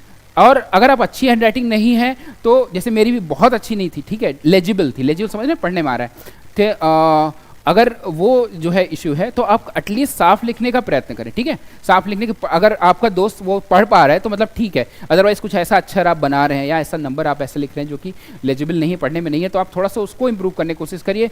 अनफॉर्चुनेटली हैंडराइटिंग बहुत ज़्यादा इंप्रूव नहीं हो सकती, ये एक चीज़ है जो कि कंट्रोल में नहीं है। तो जितना आप बेसिक इंप्रूव कर पाएँ उसमें वो सही है। पॉइंट दूसरी चीज़ ये होती है, आपका डायग्राम आपको बनाना है, ठीक है। क्वेश्चन कोई भी आएगा, आप सोचिए कि यार एक ये भी आप कर सकते हैं कि क्वेश्चन आप करते समय एक या दो क्वेश्चन बनाए तो उसमें एक डायग्राम आप जरूर बनाइए। इंट्रोडक्शन देने के बाद एक डायग्राम बनाने की कोशिश करिए। डायग्राम में कुछ भी हो सकता है। अगर पॉलिटी का क्वेश्चन है तो आप आर्टिकल बना सकते हैं। कितने आर्टिकल, आप यही है कि आपने लक्ष्मीकांत कितनी बार रिवाइज की है, उसमें पीछे हर चैप्टर के लास्ट में आर्टिकल दिए हुए हैं। सबको मोटे मोटे आर्टिकल सबको पता होते हैं। 324 इलेक्शन कमीशन है, ठीक है, 311-12 ऑल इंडिया सर्विसेज है, ठीक है, और ये 87 क्या है, आर्टिकल 87 क्या है, हाँ, राष्ट्रपति का, ठीक है, गुड क्राउड, ठीक है। आपका जो है आर्टिकल पे, मतलब जो है पॉलिटी पे अच्छा वो है, बढ़िया है, ठीक है। तो मैंने रैंडमली इसी तरह का आर्टिकल किया which is not very popular, right. Ordinance का क्या आर्टिकल है, ऑर्डिनेंस, ठीक है, वेरी गुड। और लेजिस्लेशन में ऑर्डिनेंस का क्या है, 213, ठीक है, ठीक है। तो आई थिंक सो 213 ही है। तो पॉइंट ये है कि ये पॉलिटी का हो गया, ठीक है। अब इन्वायरमेंट में हम जा सकते हैं, तो आप यार सोचिए कितनी चीज़ें हैं। आप इकोसिस्टम का एक पिरामिड बना सकते हैं अगर वो सूट करा है उस क्वेश्चन को, ठीक है। एक एनर्जी पिरामिड ऐसे होता है, और मास वाले में दोनों होते हैं, इन्वर्टेड भी होता है और स्ट्रेट भी होता है। तो पॉइंट ये है कि आपने जो चीज़ें बेसिक प्रीलिम्स में ही पढ़ी होंगी ना, वहाँ पे कहीं ना कहीं थोड़ा बहुत फिगर दिया होगा। ये चीज़ें क्या होता है, हम स्किप कर जाते हैं, और जब आप ऐसे लिखने जाएँ तो ट्राई टू मेक श्योर कि जो आपने पढ़ा हुआ है वो, अगर आप फिगर वैसा उतार देंगे, वैसा मतलब बुक जैसा नहीं, मतलब वो फिगर बना दीजिए 10 सेकंड के अंदर, ऐसे ऐसे ऐसे ऐसे ऐसे करके बना देना है। ये नहीं कि वो पता चले इसके से लेकर बनाने लगे और फिर 20 में से 10 क्वेश्चन करके और सिर्फ फिगर के साथ। पॉइंट ये, आपको क्वेश्चन सारे कंप्लीट करने, पहली चीज़ ये 20 के 20 क्वेश्चन सबको अटेम्प्ट करके आना है, कोई छोड़ के नहीं आएगा कुछ भी, ठीक है। और उसमें से ये मेजॉरिटी है कि 10 क्वेश्चंस, 10 से 12 क्वेश्चंस मैं बोलूँगा एक्सीलेंट क्वालिटी के होने चाहिए, ठीक है। ये हमारा टारगेट है, ठीक है। वो 12 क्वेश्चंस 15 भी हो सकते हैं, अगर आपका दिन अच्छा, आपने बहुत अच्छी प्रिपरेशन की, हो सकता है आप 70 के अच्छे क्वेश्चंस अच्छे एक्सीलेंट क्वालिटी में लिख के आए। एक्सीलेंट क्वालिटी की क्या क्राइटेरिया है, एक्सीलेंट क्वालिटी की क्राइटेरिया है आप क्रिस्प इंट्रोडक्शन लिखेंगे 1 या 2 लाइन का, वहाँ पे फिर एक डायग्राम होगा, फिर आपका इमीजिएटली ये सारी चीज़ आधे पेज में आधे से कम पेज में हो जानी चाहिए, उसके भी immediately will come to the question जो एग्जैक्टली पूछा हुआ है, ठीक है। उसको ये है कि हाँ ये मैं बताना है, सॉरी आपका जैसे कहते हैं ना कि मान लीजिए ऑल इंडिया सर्विसेज पे ही पूछ लिया या सिविल सर्विसेज की न्यूट्रलिटी पे पूछ लिया, तो इथिक्स में ऐसा कुछ क्वेश्चन है, तो सिविल सर्विसेज न्यूट्रलिटी क्यों इंपॉर्टेंट है, तो वो एक हेडिंग डालेंगे और फिर पॉइंट 1 2 3 या जिस तरह से आप पैराम लिखना चाहें, you come to the main question immediately. आधे से कम पेज में आपको इंट्रोडक्शन और डायग्राम देना है, उसके बाद you will come to the main question immediately जो पूछ रहा हुआ है, ठीक है। फिर प्रोज एंड कॉन्स आप लिख पाएँ अगर, और मतलब एडवांटेज डिसएडवांटेजेस, और फिर आपको जो है वे फॉरवर्ड और कंक्लूजन डाल देना है लास्ट में, ठीक है। और इसमें अगर आपको कुछ कोटेशन वगैरह कुछ आ जाए, कुछ भी याद आ जाए, यार यही चीज़ है। अनु कुमारी मैम जो 2000 मेरे ख्याल से 14-15 में सेकंड रैंक थी, उन्होंने कहा कि मैं जीएस के क्वेश्चन में आई यूज टू राइट कोटेशंस, ठीक है। हम लोग ऐसे में भी नहीं लिखते हैं, वो जीएस के हर क्वेश्चन में कोटेशन लिख के आई थी। ये सब उनकी क्रिएटिविटी है। आपकी क्रिएटिविटी क्या है, you will come out with this. अगर ऐसी चीज़ें अगर आपके हैं कि कोटेशंस आपको मिल जाएंगे 50-60-100 कोटेशंस, रोज रोज उसको देखते रहिए। मैं क्या जैसे कर रहा था, कोई बैठा हुआ कुछ नहीं कर रहा हूँ, तो बस वो कोटेशंस ऐसे स्क्रॉल करते रहते हैं। तो वो कोटेशंस आप अगर याद हैं आपको, तो कोटेशंस कहीं भी आप डालेंगे, देखिए मैं क्या आंसर लिखूंगा, आप क्या लिखेंगे आंसर, उसमें 5-10% का अंतर होगा। ये जो चीज़ें हैं ना, ये आपको वो मतलब आंसर को 20 से 25% का अंतर कर देंगी। अगले बंदे को जो 10 में से शायद 3-3.5 मिल रहा होगा, आपको 5-5.5 मिल जाएगा। 1-1.5 नंबर आप बढ़ाइए 10 क्वेश्चन में, आपके 15 इधर बढ़ जाएंगे, मतलब 10-15 नंबर यही है। तो वही जो बंदा जो है 80 नंबर पा रहा है 200 में से, और जो नंबर बंदा 125, 130 या 110 भी जो पा रहा है, उसमें यही अंतर है, ठीक है। डायग्राम और वो सारी चीज़ें, आंसर सारे आपको पूरे करके आने हैं, कॉपी भरना है, ये साइकोलॉजिकल फैक्ट है, बट कबाड़ से नहीं भरना है, पॉइंट ये है, ठीक है। वही मैंने बोला कि 12 से 13 क्वेश्चन अच्छी क्वालिटी में, एक्सीलेंट क्वालिटी में, 5-6 क्वेश्चन ऐसे हो जो गुड क्वालिटी एवरेज वो चला जाएगा, बाकी 2-3 क्वेश्चन ऐसे होंगे जो कि एवरेज होगा, और लास्ट के 1-2 क्वेश्चन ऐसे हो सकते हैं जिसमें आपको no idea at all, right. जैसे अब्राहम अकॉर्ड पूछा था 2021 में, मुझे थोड़ा सा आइडिया था, पता नहीं कि मैं कंफ्यूज क्यों हो गया, लेकिन चूंकि मैंने पढ़ा हुआ था, मैंने लिख तो सही दिया था, मैंने लास्ट में क्वेश्चन अटेम्प्ट किया था। जब मैं आके मैंने देखा अच्छा अब्राहम अकॉर्ड, मुझे ये पता था कि हाँ मिडिल ईस्ट में कुछ वो जो चल रहा है तो इसराइल का इशू है और उन्होंने उसमें कुछ संधि किया है, उससे क्या होगा उसी के अराउंड था, ये मुझे पता था, मैंने अप्रॉक्सीमेटली वही लिख दिया, और जब मैं आके घर पे मिलाया तो मेरा वो सही था, मैंने सही लिखा था, तो मुझे ये लगा कि चलो ठीक है। बट ऐसा हो सकता है कि आपको कुछ आइडिया नहीं हो, ठीक है। एक क्वेश्चन आया था 2021 में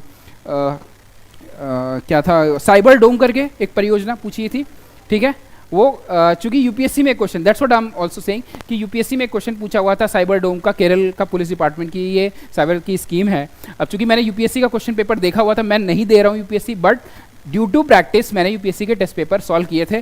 पहले मैंने यूपीएससी के और यूपीपीसीएस के टेस्ट पेपर सॉल्व करने के बाद I went to other sources कि हाँ और किसी का टेस्ट पेपर लगाना है, तो वो लगाने से क्या क्वेश्चन भी रिपीट हो जाते हैं। तो अगर ऐसा साइबर डोम नहीं भी पता है तो you can take a guess यार कि क्या है साइबर के अराउंड कुछ कैसा है। तो आप देखिए कॉपी वो क्वेश्चन छोड़ के आने से बेटर है आप कुछ लिख दीजिए, do not write something very crap, ठीक है, जो कि उसको ही एंटागोनाइज कर दे एकदम, बट ट्राई टू राइट कि यार लिख दो यार, मैं तो यही बोलूँगा टेक अ रिस्क, लाइफ ही रिस्क है, एग्जाम तो बहुत ही रिस्क है, तो आप छोड़ के मत ही आइए। आप श्योर ये हो, मतलब कोशिश ये करिए कि आप जितना पूछा उसके आसपास रहिए, ठीक है। तो दैट वे आपको क्वेश्चन पूरा करना है और आपको उसी अप्रोच से करना है। एक हिंदी का है और एक ऐसे का है, दोनों पे क्विकली बता देता हूँ। हिंदी के लिए सबसे पहले देखिए आप क्या आपका बैकग्राउंड है उस पर डिपेंड करता है। मैं चूँकि हिंदी मीडियम से हूँ तो मेरी हिंदी बचपन से सही रही है, ठीक है, और ग्रामर मुझे सही से मतलब हो जाता था। सिर्फ ये एक वाक्य शुद्धि वाला एक क्वेश्चन होता है जो कि बहुत ही अनप्रेडिक्टेबल होता है। इनफैक्ट पृथ्वीनाथ पांडे और वगैरह में भी एक ही जगह एक ही मतलब अलग अलग जगह एक ही वाक्य को अलग अलग तरीके से सही किया गया है। तो मुझे नहीं लगता कोई कितना भी प्रकांड विद्वान हो, विद ड्यू रिस्पेक्ट, वहाँ पे भी बुक्स में है, उनकी गलतियाँ नहीं है, बुक्स में थोड़ा सा एरर है, ठीक है, एक जगह कुछ बताया एक जगह कुछ बताया, तो वो एक थोड़ा सा फ्रेजाइल पोर्शन है। बट अदरवाइज सारी चीज़ें आप देखेंगे तो उसमें जो है वाक्य प्रयोग और वो सारी चीज़ें हैं, ये आपका जो वन वर्ड है वाक्यांश के लिए एक शब्द है, ये सारी चीज़ें हैं, ये जो पिछले 10 से 12 साल में यूपी पीसीएस में पूछे गए हैं उनको आपको बहुत जल्दी जो है याद करके उसको कर लेंगे तो आपका बहुत हाई, बहुत ही हिंदी बहुत ही स्कोरिंग है। I got 106। इस बार 19 में मुझे मिला था 99 मुझे इसलिए मिला था क्योंकि मैं बहुत ज़्यादा टाइम मैंने वाक्य प्रयोग में दे दिया था। 30 मार्क्स का आता है, मैंने सोचा बहुत ही ज़्यादा इंपॉर्टेंट है, लेकिन ठीक है आपको वाक्य प्रयोग में एक चीज़ ये करना है कि करंट के कुछ मुद्दे डालने हैं, ठीक है। जैसे ये पूछा था अंधों में काना राजा, तो मैंने लिखा था कि आरबीआई के पूर्व गवर्नर श्री रघुराम राजन द्वारा भारतीय अर्थव्यवस्था को अंधों में काना राजा कहा जाना एक विवादास्पद बयान बन गया था, ठीक है। तो rather than giving something very monotonous और ऐसा कुछ जो किसी को मतलब लगेगा यार क्या है कि ये राम जो है थोड़ा सा पढ़ लिया और गांव में अंधों में काना राजा, इस तरह की बहुत ही बेसिक चीज़ें जो बच्चे करेंगे वो आपको नहीं करना है। कुछ इस तरह से करंट से जोड़ते हुए करिए ताकि आपके वाक्य प्रयोग में अच्छे नंबर आ जाए। अच्छा, और पैसेज वाले क्वेश्चंस में जो आते हैं 60 मार्क्स का पैसेज आता है, और लेटर राइटिंग और ग्रामर पे आपको बहुत ज़्यादा ध्यान देना है। पैसेज के जो क्वेश्चंस होते हैं उन क्वेश्चंस को आपको जो है बहुत बार पढ़ना है, इसलिए मैं बोल रहा हूँ पिछले 10 साल के क्वेश्चंस को आप करिए घर पे। उनके क्वेश्चंस बहुत ही क्लिष्ट होते हैं, वेरी कॉम्प्लेक्स हिंदी, वो मैं हिंदी मीडियम का हूँ और आप में से भी कई लोग कंफर्टेबल होंगे, मुझे पैसेज बहुत ही टफ लगता था, तो पैसेज को बहुत ज़्यादा ध्यान से पढ़ना है। और जो संक्षेपण वाला पोर्शन होगा वो कॉपी एक पेज दिया होता है तो पूरा भरना मत, ठीक है, 1/3 से ज़्यादा लिखना मत, और सिर्फ मेन पॉइंट्स आपको लिखना है। अब यहीं पे आप कितना बढ़िया क्रक्स समझे हैं उस पर ही डिपेंड करेगा। वो मेरे ख्याल से अकेले 20 मार्क्स का होता है संक्षेपण वाला। एक है भावार्थ वाला, उसमें आप भावार्थ का मतलब खुल के लिखिए, कोई बात नहीं, लेकिन टू द पॉइंट। खुल का मतलब ये नहीं है कि कहानी लिखना है, बट टू द पॉइंट लिखिए, लेकिन जो है उसमें आप पेजेस नहीं देखिए, भरिए पेजेस। लेकिन जो ये संक्षेपण वाला है वहाँ पे एग्जैक्टली आपको 1/3 में ही लिखना है, ठीक है। ये इसके अराउंड हो गया। ऐसे में ये आपको ये क्विकली करना है, जितने भी टॉपिक यूपी पीसीएस में पूछे गए हैं, same applies to UPSC also, जो भी आपको पूछे गए हैं टॉपिक्स वो सारे क्वेश्चंस को आपको ऐसे के टॉपिक्स आए हुए हैं आप देख लीजिएगा, ठीक है, या तो आप वहीं से प्रैक्टिस करिए। कोई टॉपिक अगर दिया हुआ है, जैसे मैंने आपको बोला कि कोई टॉपिक मैं बोल दूं, कोई भी चीज़ आप देख लीजिए, जैसे ग्लास है या वाटर है, तो आप इसको देख के सोचिए कि आप इसको किस किस चीज़ से जोड़ सकते हैं, राइट। वाटर क्या क्या है, एक तो सबसे बड़ी बात है ये ना, जीवन का स्रोत है, ठीक है। वाटर क्या है, ट्रांसपोर्ट का है, ठीक है। वाटर और क्या क्या हो सकता है, वाटर एक फिजिकल केमिकल रिएक्शन में भी होता है, ठीक है। वाटर क्या है, सोसाइटी को जोड़ने का एक साधन है।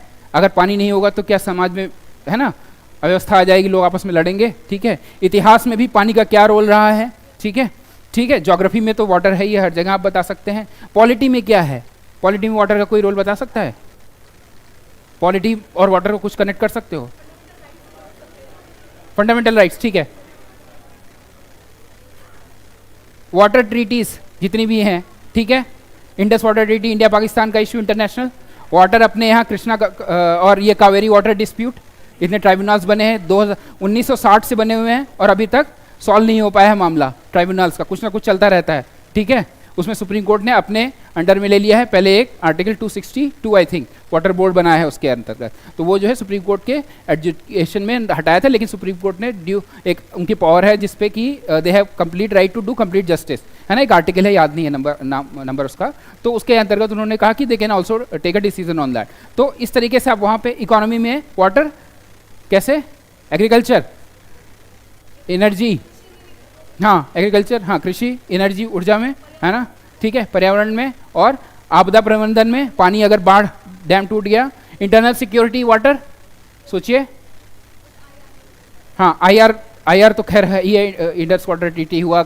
अच्छा, आईआर में इस तरह से आप बोल सकते हैं, कोफी अन्नन ने बोला था क्या कि future war would be water Wars, भविष्य में जो युद्ध होंगे वो जल को लेकर के होंगे, ठीक है। तो आईआर में इस तरीके से आप कनेक्ट कर सकते हैं। इंटरनल सिक्योरिटी सोच सकते हैं आप इस तरीके से, भाई आपका नदियाँ कहीं हैं ऊपर अपर हिमालयन स्टेट से, वहाँ से आ रहा है, ठीक है, तो वहाँ पे जो भी है वाटर की वजह से जो डिस्प्यूट होता है, लोग बांग्लादेश के बॉर्डर से इमिग्रेशन और सारी चीज़ें, वो इंटरनल सिक्योरिटी क्रिएट करेंगे, ठीक है। एथिक्स में एंगल, पानी एक इतना बेसिक चीज़ है, क्या किसी को आप डिप्राइव कर सकते हैं because he has does not have money, ठीक है। एथिक्स में अपने जो है जैसे दिल्ली में पानी फ्री कर दिया, ठीक है, उस एंगल में मतलब ना पॉइंट ये है कि जैसे आप क्या एक फंडामेंटल राइट की तरह आप इसको ले सकते हैं ना, right to have safe drinking water, environment article 21 में आप इसको डाल सकते हैं, ठीक है। तो एथिक्स एंगल से, तो वही मैं एक एग्जांपल ये दिया, आप कोई भी एक पर्टिकुलर चीज़ जो भी एथिक्स ऐसे का टॉपिक है, आप इतने एंगल से आप सोच सकते हो। हमेशा जीएस में जितने भी टॉपिक्स दिए हुए हैं, ठीक है, 60 टॉपिक्स हैं, देखिए 4 पेपर हैं, हर पेपर में अराउंड 15-15 टॉपिक्स हैं, हर टॉपिक्स का आपको थोड़ा सा आइडिया होगा, तो वो सारे एंगल्स किसी भी पर्टिकुलर टॉपिक पे लगाओ यार, क्या ये बन सकता है, उसका एक डायग्राम अलग, एक मतलब पॉइंट्स छोटे छोटे रफ में बना लो और फिर उसी से ऐसे लिखना है। मेरा ऐसे आई डोंट थिंक मैं क्वालिफाइड हूँ ऐसे यूपी पीसीएस में बोलने के लिए, because I got really poor marks. अब मुझे क्यों मार्क्स पुअर है ये मुझे भी बहुत ज़्यादा पता नहीं है। मैंने 2018 में जब यूपीएससी का दिया था मेंस, तो उस समय मेरे 124 नंबर थे और उस समय जो रैंक 2 थे उनके भी शायद 113 नंबर थे। तो मेरा जो अप्रोच बताया यूपीएससी में तो काम किया, यहाँ पे नहीं कर रहा है, ठीक है, तो योर कॉल। मैंने जो बताया वो बेसिक अप्रोच है, ठीक है, ऐसे ही करना है क्योंकि आप किसी चीज़ को कई डायमेंशन से लिखना है, डायग्राम बनाइए, कोटेशन डालिए, ठीक है, अच्छी हैंडराइटिंग में लिखिए। और मैंने ये भी देखा है कि हिंदी में लिखने से ज़्यादा नंबर आते हैं। मैंने इंग्लिश में लिखा था, मुझे लग रहा है कि आई हैव बीन टारगेटेड, जो ये बोलते हैं इंग्लिश वाले जो है ज़्यादा नंबर पाते हैं, तो मैं वहाँ पे कंपनसेट हो गया, अकेले जो है 25 नंबर वहीं पे मेरे कम कर दिए, ठीक है। मैंने हिंदी में लिखा होता, क्योंकि एसीएफ में मैंने हिंदी में लिखा हुआ था, हिंदी में ही पेपर लिखा होता है, उसमें ऐसे आया था, तो उसमें मुझे पूरे अच्छे नंबर मिले थे। यहाँ पर मैं वही चीज़ें कर रहा हूँ, आईआर भी इतना बढ़िया लिखा तो आई डिड नॉट गेट मार्क्स, तो मुझे यही लग रहा है कि कुछ तो ये है लफड़ा। खैर चलिए, will not get into that. Point ये है कि आप जिस भी भाषा में लिख रहे हो अप्रोच चाहिए, मल्टी डायमेंशनल लिखना है, कोटेशन डायग्राम बहुत ज़्यादा डालिए, ठीक है, अननेसेसरी नहीं। एक ऐसे में 2 डायग्राम सफिशिएंट है, एक आंसर में 1 डायग्राम सफिशिएंट है, ठीक है। तो ये हो गया। इसके अलावा हाँ मोस्टली मैंने बता ही दिया है। अब आपका जो है क्विकली पर्सनालिटी टेस्ट पे बोल देता हूँ। पर्सनालिटी टेस्ट देखिए, इतना करने के बाद आपका जीएस का नॉलेज इतना स्ट्रांग हो जाएगा कि आपको नॉलेज का इशू नहीं है, अब आपको क्या है, प्रेजेंटेशन का इशू है। और साथ में कुछ बेसिक चीज़ें हैं जो आपको ध्यान में रखना है। पहले चीज़ तो ये है कि आप यूपी का एग्ज़ाम देने जा रहे हैं, तो यूपी स्पेसिफिक कुछ चीज़ें आपको पता होनी चाहिए, ठीक है।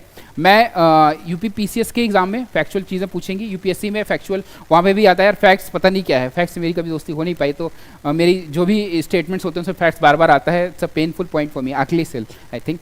तो जो फैक्ट्स वाले पॉइंट्स होंगे वो आप हो सकता है ना बता पाएँ, बहुत ही पोलाइटली बोलिए सर नहीं पता है, ठीक है, गेस कर लें क्या सर, इस टाइप से बोलिए।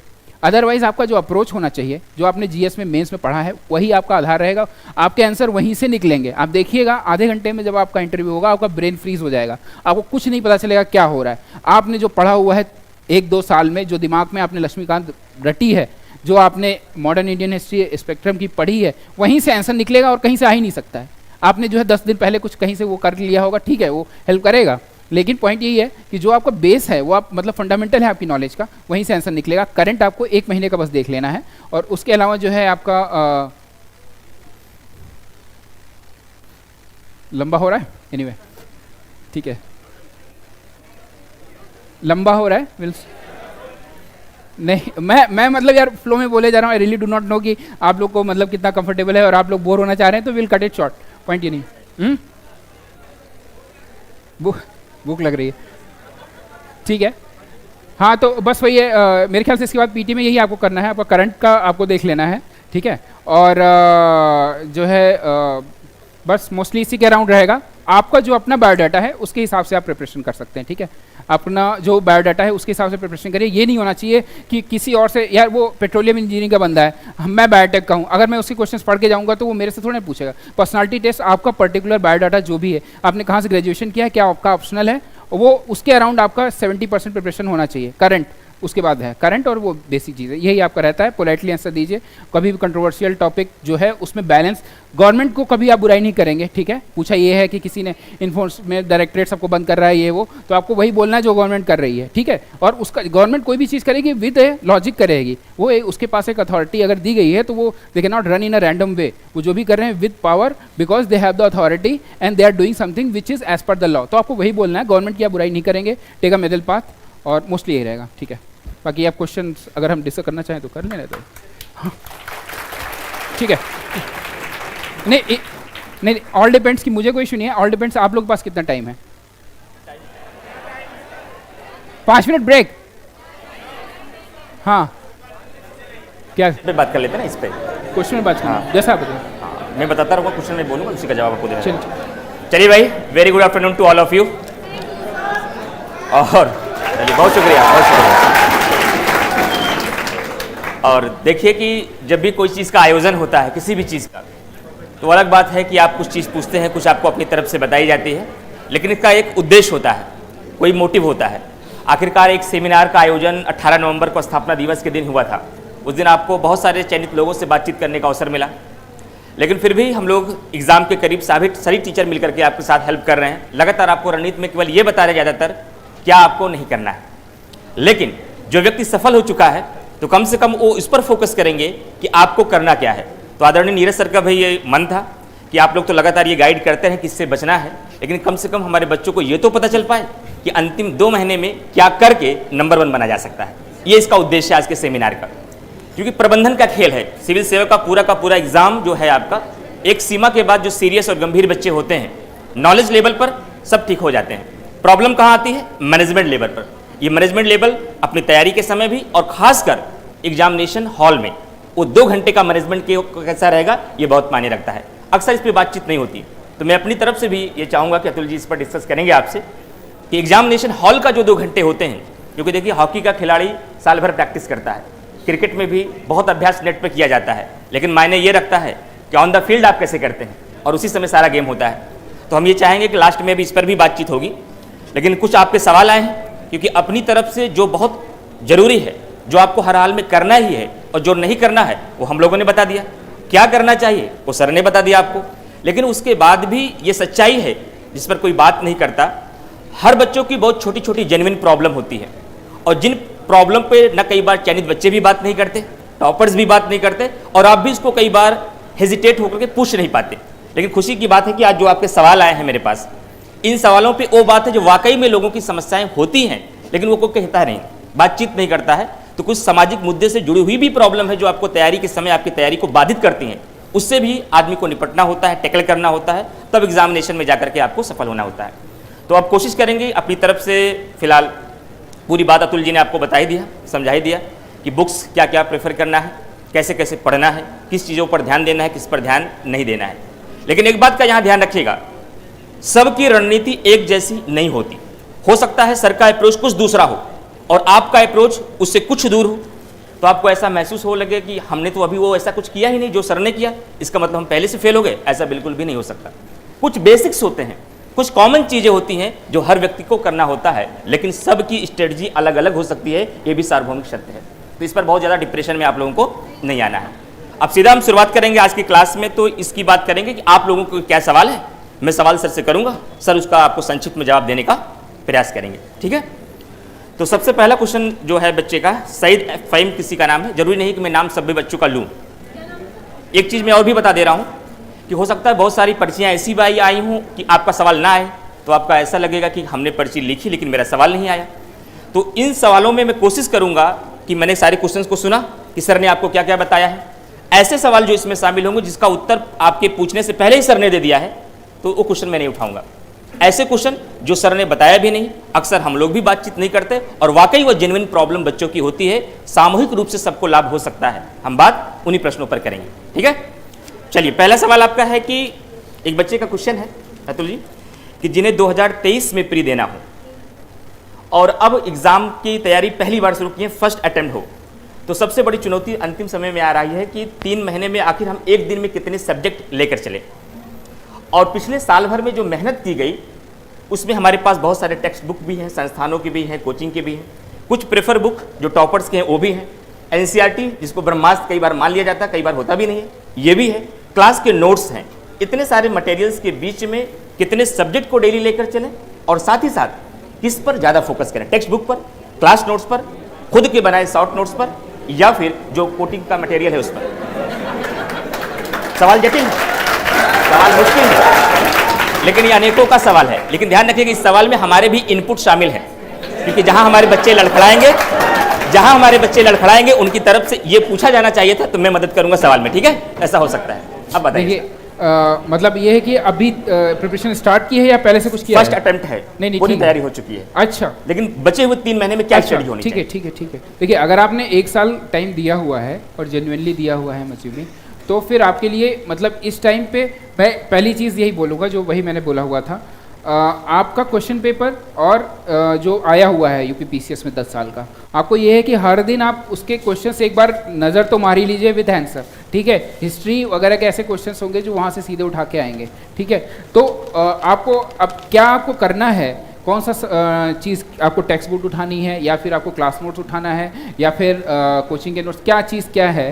देखिए, इतना आपको पता है कि 1 साल में इतना आइडिया आपको लग गया है कि किस जगह से क्वेश्चन यूपीपीसीएस में जो पूछा गया है हमें 80 से 90% इस जगह से कवर हो रहा है। मैं ये नहीं कह रहा हूँ 100%, हो सकता है कहीं 100% तो संभव ही नहीं, कोई ऐसा कंटेंट आपको मिलेगा ही नहीं यहाँ पे जो सिविल सर्विसेज का सारा वो वहाँ से आ जाए, ये तो संभव नहीं है। ठीक है, तो आप कोई एक पकड़ लीजिए, अब क्या होगा वो आप जज कर सकते हैं, इसलिए आपने एक साल प्रिपरेशन की, इसलिए मैं बोल रहा हूँ। अगर आप शुरू से एकदम आपने अभी कुछ किया ही नहीं तो फिर अलग आंसर होता, क्योंकि आप कर चुके हैं तो आपको ये आप बेस्ट जज कर सकते हैं। क्लास नोट्स अगर लग रहा है कि कंप्लीट है, उससे क्वेश्चन आए क्योंकि वो सबसे ज़्यादा वो प्रिसाइजली उन लोगों ने पढ़ाया होगा, तो उस हिसाब से आपका कम टाइम में वो कवर हो जाएगा। हाँ, लेकिन यही है कि आपके क्वेश्चन पेपर्स आपको हमेशा दिमाग में रखने कि ये क्वेश्चन में से हो रहा है या नहीं हो रहा है, वो सबसे इंपॉर्टेंट है। क्वेश्चन पेपर्स जो पिछले साल 4-5 साल में आया हुआ है, क्वेश्चन हो रहा है या नहीं हो रहा है, करंट के क्वेश्चन होंगे वो आपके काम के नहीं होंगे, लेकिन वो करंट का है तो आप एक किताब कोई भी पकड़ के, मैंने कोई किताब का नाम बताया, आप कोई और पकड़ लीजिए, कोई इशू नहीं है। पॉइंट ये है कि उससे आप उसको करिए, 4-5 इटरेशन दीजिए, बहुत ज़्यादा भागिए नहीं।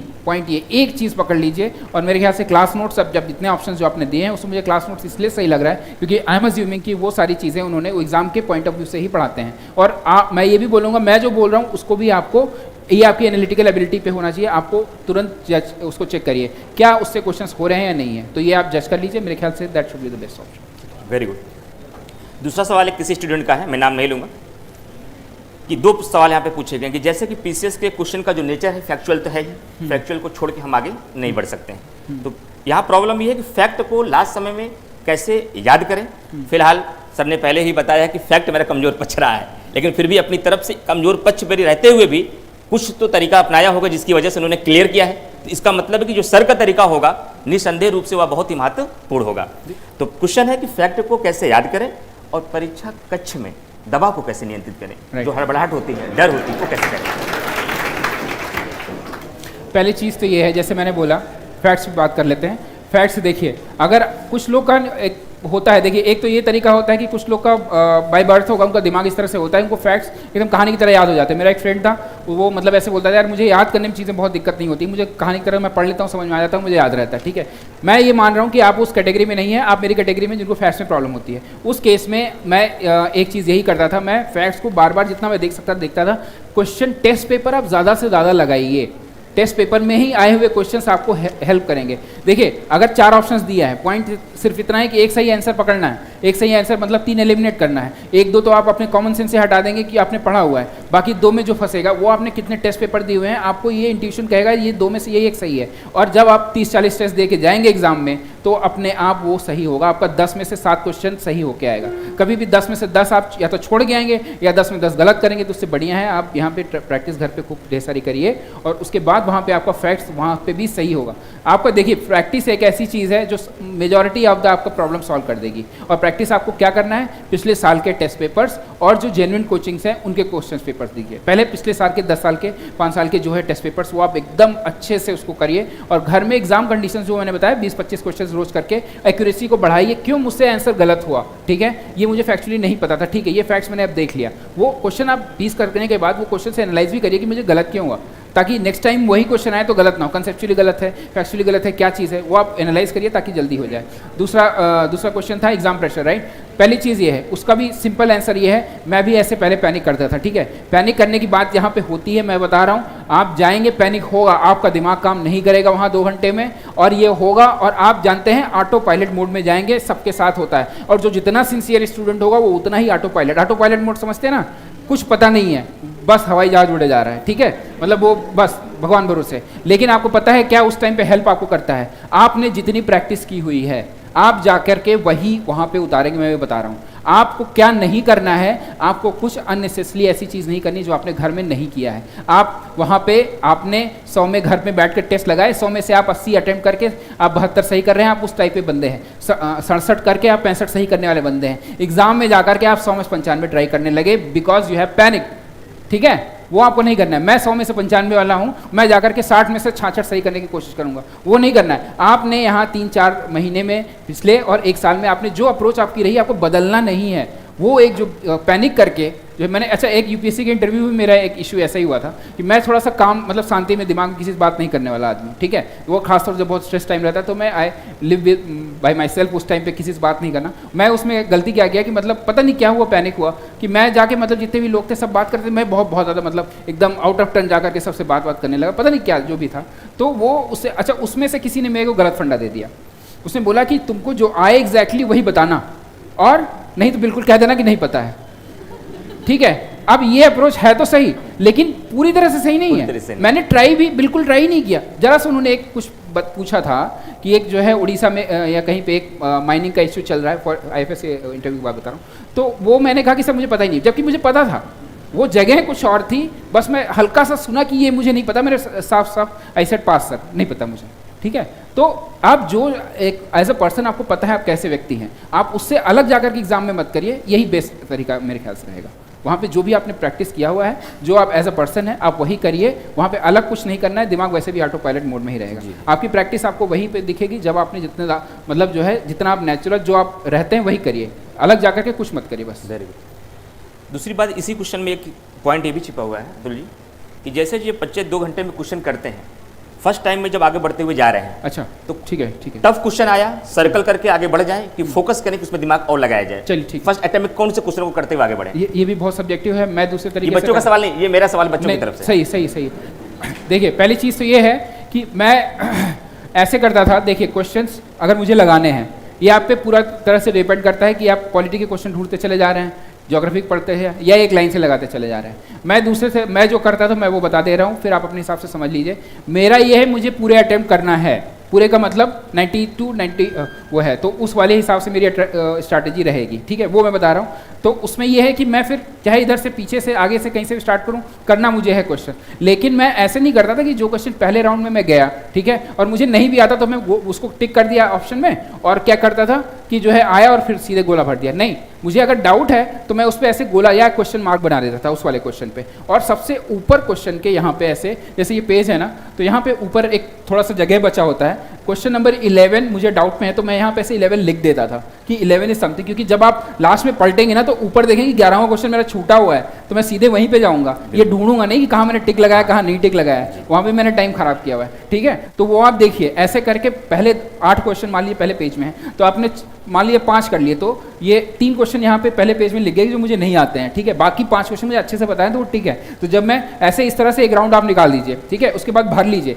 1 घंटे के अराउंड आप भर लीजिएगा जितना भी आपका आप हुआ है, ठीक है, 2 घंटे का टाइम होता है। उसके बाद जो बचे हुए क्वेश्चन है आप उस पर जाइए, फिर उन 3 में से हो सकता है एक ही हो पाए परफेक्टली, तो आप फिर दूसरा राउंड लीजिए, फिर तीसरे राउंड आइए, फिर उसके बाद भी कुछ भी बच जाता है, ठीक है, तो फिर उसके बाद जो है आप उसको छोड़ दीजिए पूरा ही, कि आपको एकदम लग रहा है कि कोई आइडिया नहीं है, ठीक है, ये इस तरह से करिए। बिल्कुल सही, यही करना भी आपको। अतुल सर ने एकदम सही बताया आपको, टिक मार के आगे नहीं बढ़ना है, क्योंकि टिक मारेंगे जब बुकलेट आप पीछे की तरफ पलटते हुए जाएंगे तो आपको मिलेगा नहीं क्वेश्चन, क्योंकि उसमें टाइम का भी स्ट्रेस थोड़ा सा रहता है। सर्कल करेंगे तो आपको सीधा नजर उस क्वेश्चन पर जाएगी, तब वहीं ऊपर लिख लीजिए, ऊपर आप लिख लीजिए कि ये क्वेश्चन मुझे नहीं आता है, और फिर I will give it second shot. Very good, बहुत अच्छा। उस हिसाब से आप करिए। एक बच्चे का सवाल है कि जो अब 2 महीने 3 महीने हमारे पास सेब्स बचे हुए हैं, जी जी, और पानी पी लीजिए आप, नहीं आप बोलिए। हाँ, अपने आप को कैसे इसमें पेशेंस बना रहे हैं? बार बार पेशेंस टूटता है, धैर्य नहीं बना पाते हैं कि लगता है कि स्किप कर दिया जाए, अगली बार देखते हैं, जबकि तैयारी है फिर भी ऐसा लग रहा है कि छोड़ दिया जाए, और कैसे अपने आप को मोटिवेट करें लास्ट टाइम पे? मोटिवेट तो यार क्या बताएं, मोटिवेट कैसे मोटिवेट ये जटिल सा सवाल थोड़ा सा एक है आपके लिए। मोटिवेट अब नहीं करोगे, अब नहीं खुद से ही होंगे आप, नहीं पढ़ोगे तो क्या होगा? कई सारे बच्चों को एक साथ ही सवाल है आप लोग, नहीं पढ़ोगे तो क्या होगा पता है आपको? अच्छा, मोटिवेशन का एक एंगल ये भी है कि मैं बता दूं, बहुत डरा दूं आपको कि क्या आपका होगा करियर, ठीक है, तो फिर आप पता चला बहुत ही घबरा जाए। पहली चीज़ तो ये है कि प्रेशर वाला सीन में यही देखिए, ये एक बात एकदम सही है, जरूरत पड़ेगी तो आप हाँ, एक तो चीज़ ये आपका बहुत इंपॉर्टेंट पॉइंट ये है कि अगर आपको ये लग रहा है कि 2 महीने में या 3 महीने में, जो ये मैंने भी मतलब मेरे साथ भी यही होता था, तो यहीं पे मैं भी बोलूँगा जिसकी प्रैक्टिस, देखिए आपने लास्ट में जाकर के 15-20 दिन या 1 महीने का जो टाइम होता है, वहाँ पे दिमाग कितना काम है उतना काम करता है, काम मतलब बहुत ही कितना कंपोज्ड है, और बाकी जो आपने पढ़ा हुआ है वो आपका एक इनबिल्ट चीज़ है, वही काम आता है ले दे करके, उसको ऑर्गेनाइज करना होता है। प्रैक्टिस आप करते रहिए, सिर्फ जो बेसिक चीज़ है उस पर चिपक के रहिए। क्या है, क्वेश्चन पेपर्स और मतलब ज़्यादा से ज़्यादा प्रैक्टिस, उसी को आप करते जाएंगे अगर, तो आपका जो है वहाँ पे एक कॉन्फिडेंस नहीं जाएगा, ठीक है। अननेसेसरी जो भी पैनिक होता है, देखिए ह्यूमन बॉडी है, एंग्जाइटी भी आएगा, डिप्रेशन भी आएगा, परेशानी भी आएगी, सब कुछ आएगा, रिगार्डलेस चलते रहिए, मैं तो यही बोलूँगा, क्योंकि मैं यही करता था, ठीक है। क्या करेंगे, वो शरीर है, मैं ये बोल दूं कि आप एकदम बहुत ही अच्छे मूड में रहेंगे, नहीं, ठीक है, होगा, ठीक है, टेक इट लाइटली, बट ये नहीं कि डिप्रेशन में जाके आप पढ़ना बंद कर दें और बहुत घबरा के पढ़ना नहीं है, नहीं, ऐसा नहीं है। आप थोड़ा सा बहुत जो आपको सबसे अच्छा आता हो वो टॉपिक, उसके क्वेश्चन करिए, कॉन्फिडेंस बढ़ाइए, फिर आप धीरे धीरे जाइए। ऐसा नहीं कि पता चला आर्ट एंड कल्चर आपका बहुत टफ, आपको समझ नहीं आ रहा, उसी क्वेश्चन करके और डिप्रेशन में जा रहे हो, राइट। जो इजी टॉपिक उससे करिए, अपने मोरल को बूस्ट करिए, और फिर जो है क्वेश्चन आप पिछले साल के क्वेश्चन पेपर देखते रहिए, अगर ऐसा कुछ आया तो पिछले साल क्वेश्चन पेपर देखो, ठीक है, क्या आया है, क्योंकि वो सबसे इजी क्वेश्चंस होते हैं और सबसे रेलेवेंट होते हैं, तो वो करिए, बहुत मतलब परेशान नहीं हुई। यही तरीका भी है, क्योंकि जब आपने पढ़ाई की है इसका मतलब आपको नॉलेज है, और नॉलेज है जो बार बार प्रीवियस ईयर क्वेश्चन करेंगे, जैसा कि सर ने बताया, तो वहीं से मोटिवेट हो जाएंगे, क्योंकि प्रीवियस ईयर क्वेश्चन आपसे लगने लगेंगे, क्वेश्चन आपके होने लगेंगे, तब आपको ये लगेगा कि पिछली बार जो पूछा गया अगर हम कर पा रहे हैं तो इसी के आसपास सवाल ही तो रहेगा अगली बार, तो हम कर पाएंगे। तो मोटिवेशन बनाने का एक तरीका ये भी है, अगर आपने वाकई पढ़ाई की है तो प्रीवियस ईयर क्वेश्चन को बार बार लगाइए। एक क्वेश्चन बच्चों का ये है कि कई सारे बच्चों का ये भी सवाल है कि हम कोई चीज़ पढ़ते हैं, बार बार पढ़ते हैं, खुद से पढ़ते हैं, लेकिन समय के साथ साथ बहुत जल्दी भूलते हैं, लेकिन दूसरी तरफ जब हमें टीचर पढ़ाते हैं तो समझ में भी आ जाता है, याद कराते हैं, याद भी हो जाता है, लेकिन खुद से पढ़ते तो समझ में भी कम आता है और भूल भी आसानी से जाते हैं। तो फिर ठीक है ना, तो अब टीचर की ज़रूरत ही नहीं होती अगर ऐसा नहीं होता, तो इसीलिए ज़रूरत पड़ती है शायद हम लोग, टीचर की ज़रूरत होती है, वो सही है। देखिए अब जैसे मैं मुझे बुक से पढ़ने में थोड़ा सा दिमाग मेरे कम रुकता था, फैक्ट्स वाली खास तौर से चीज़ें, राइट। तो वीडियोस आप देखता था, तो वो क्या है कि काफ़ी अच्छे फ़नी तरीके से पढ़ाते भी है, और इसी तरह से I am pretty sure Imran sir और ये मतलब इतना बढ़िया ये लोग भी पढ़ाते हैं, तो इसी हिसाब से वो क्या है ना कि यार ह्यूमन साइकोलॉजी ऐसी होती है, मेरे साथ तो ऐसा ही होता था कि आप कभी भी वीडियोज़ या सुनेंगे क्लास में तो वो ग्रैस्प ज़्यादा दिमाग में रहेगा, और वही जब आपको 2 ऑप्शंस में एलिमिनेट करना होगा तो वो कुछ बैक ऑफ द माइंड चल रहा होगा ना, क्यों, कहीं आपने क्लास में सुना होगा, कहीं आपने वीडियोज़ में सुना होगा, तो वो डेफिनेटली एक साइकोलॉजिकल है यार, पढ़ने के दिमाग में देख करके। देखो ह्यूमन माइंड कैसे काम करता है रफली, तो यही है कि इमेज और सुनी हुई चीज़ें, वो टेक्स्ट की पढ़ी हुई से तो यार हमेशा ही बेटर वो रहेगा। तो आपको अगर उसमें है और आपके पास चूँकि since you are studying here आपके पास रिसोर्सेज हैं, तो आप उसको यूज़ करते हुए आप उस हिसाब से अगर करेंगे तो आपको जो है दिमाग में अगर बैठ रहा है तो इसमें मतलब बढ़िया ही है, तो फिर आई थिंक। और एक क्वेश्चन लास्ट में टेस्ट सीरीज को लेकर के कि क्या सभी बच्चों को जब लास्ट समय पे टेस्ट सीरीज ज्वाइन करना ही चाहिए, टेस्ट सीरीज देना चाहिए, और देना चाहिए तो कब से टेस्ट सीरीज लगाना स्टार्ट कर दिया जाए? टेस्ट के लिए देखिए, टेस्ट सीरीज तो आप ज्वाइन बिल्कुल कर लीजिए, कोई भी मतलब देखिए टेस्ट आपको करना है, टेस्ट सीरीज ज्वाइन करना ही, ये बहुत ही सब्जेक्टिव है, आप देख लीजिए, लेकिन हाँ कर लेंगे तो अच्छा है। पहली चीज़ ये है कि टेस्ट आपको हमेशा लगाने हैं जब आपने 2-3 इटरेशन कर लिया है, जैसे आप मैम का था तो उन्होंने कहा कि 1 साल प्रिपरेशन चल रही है, अब 3 महीने बचे हैं, तो तूने इतना पढ़ लिया हुआ है तो आपको टेस्ट तो 1 महीने पहले से ही स्टार्ट कर देना चाहिए, और नहीं अगर किया हुआ है तो अभी आप करिए, रोज़ से 15-20 टेस्ट 25 टेस्ट क्वेश्चंस लगाइए, और उसके बाद जैसे एग्ज़ाम जैसे 15-20 दिन बचे तो आप 50 क्वेश्चन 60 70 80 ऐसे करते हुए जब एग्ज़ाम के 10 दिन बचे या 15 दिन बचे तो उधर पूरा टेस्ट 1 दिन लगा लीजिए, ठीक है। ऐसे करके नंबर ऑफ क्वेश्चंस आप देखिए कि 150 मल्टीप्लाइड बाई 15, ठीक है, 15 225 और 0, ठीक है, तो मेरे ख्याल से 22,500 क्वेश्चन अराउंड कुछ ऐसा हो गया, ठीक है। तो इतने क्वेश्चंस आप लगा करके आपको जाना है, तो आपका पीसेस में लगाइए या जैसे भी लगाइए, तो आपको टेस्ट जरूर करना है, और वहीं से आपको आर्ट ऑफ एलिमिनेशन भी आएगा। वो आपका डर है ना एग्जाम में क्या है, वो डर भी यही टेस्ट देने से ही जाएगा। एक क्वेश्चन बड़ा हास्यास्पद सा है तुझे, और बड़ा जेन्युइन भी लगता है कई बार हमारे समाज में, लेकिन बातचीत करने से कई बार हम लोग बचते हैं ऐसे मुद्दों पर। इस पर एक पर्सनली सवाल आपसे भी पूछा गया है, और ज़्यादातर युवाओं का भी सवाल ये रहता है, कई बार इस उलझन में कई बार अटेम्प्ट गबड़ाते हैं इनके। क्वेश्चन है कि पहला सवाल आइडिया लग रहा है, क्या आइडिया तो आपको लग गया होगा किस धारा में हम लोग जा रहे हैं, और देखिए चेहरे पे मुस्कान भी इनकी बता रही है कि सर आपकी क्या प्रेमिका थी। ये तो सवाल सर से पर्सनली है। फिर बहुत सारे लोगों को प्रेमिका शायद है, ऐसा इसलिए सवाल यहाँ पर है कि अगर थी तो आप कैसे पढ़ाई के साथ साथ उनको संभालते थे, क्योंकि मेरे लिए एक बड़ी समस्या आ रही है, नाम नहीं लूंगा मैं, क्योंकि मेरे लिए एक बहुत समस्या आ रही है कि एक तरफ हमारा प्रेम है, एक तरफ हमारा कैरियर है। एक केस स्टडी भी हम लोग के बीच आ गया है, और इस समय अपने इमोशन को अपने कैरियर के बीच सामंजस्य कैसे साधा जाए।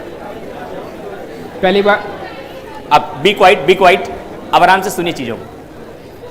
पहली चीज़ तो ये है कि देखो IIT में sex ratio is very poor.